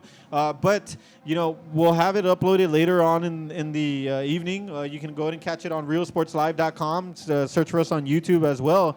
But, yeah, going back to the game, Manny, boy, what a game we had here at Brownsville Sam Stadium. And a great Friday night of football. And both of these teams, lights out tonight. Well, congratulations to both teams. The crowd is happy. You know, we're happy. A good game. And again, congratulations to the Porter Cowboys, to the Tarpons, you know, as their preseason starts. I believe the Tarpons, the Porter Cowboys, they start their district play already next week. Yes, they'll be starting next week. It'll be here, I believe, on Friday night. And so that's going to be a big-time matchup for them. And, you know, they're in a 10-team district, so right away they're going to have 9 straight district games to go. And we'll see. They'll be facing the Pace Vikings in an intercity rivalry. Of course, Pace coming off a loss yesterday against Cherryland. So we'll have to see how Porter will be able to do against the Pace Vikings. And, well, for the Tarpons, they'll be hosting Valley View in Port Isabel, so that's going to be a tough matchup as well. Another one. Valley View, over this past few years, has emerged as a strong team. So we'll see how they do, and we'll continue to follow them as well. Well, folks, it's been a pleasure. And again, like Eric said, thank you for all our listeners, all our viewers that will be viewing this game later on today. From myself, Manny Medrano, Eric Medrano, we're live here from Sam Stadium. Again, 20 for the Porter Cowboys, 14 for the Port Isabel Tarpons. Eric? Yeah, 20-14, and we all knew it was going to come down to one last drive. Well, it ended up being in overtime because both of these teams were so evenly matched, but Porter coming out the victors today. Congratulations to both teams, and thank you for everybody. Thanks for listening. Thanks for viewing us. We'll be back next week.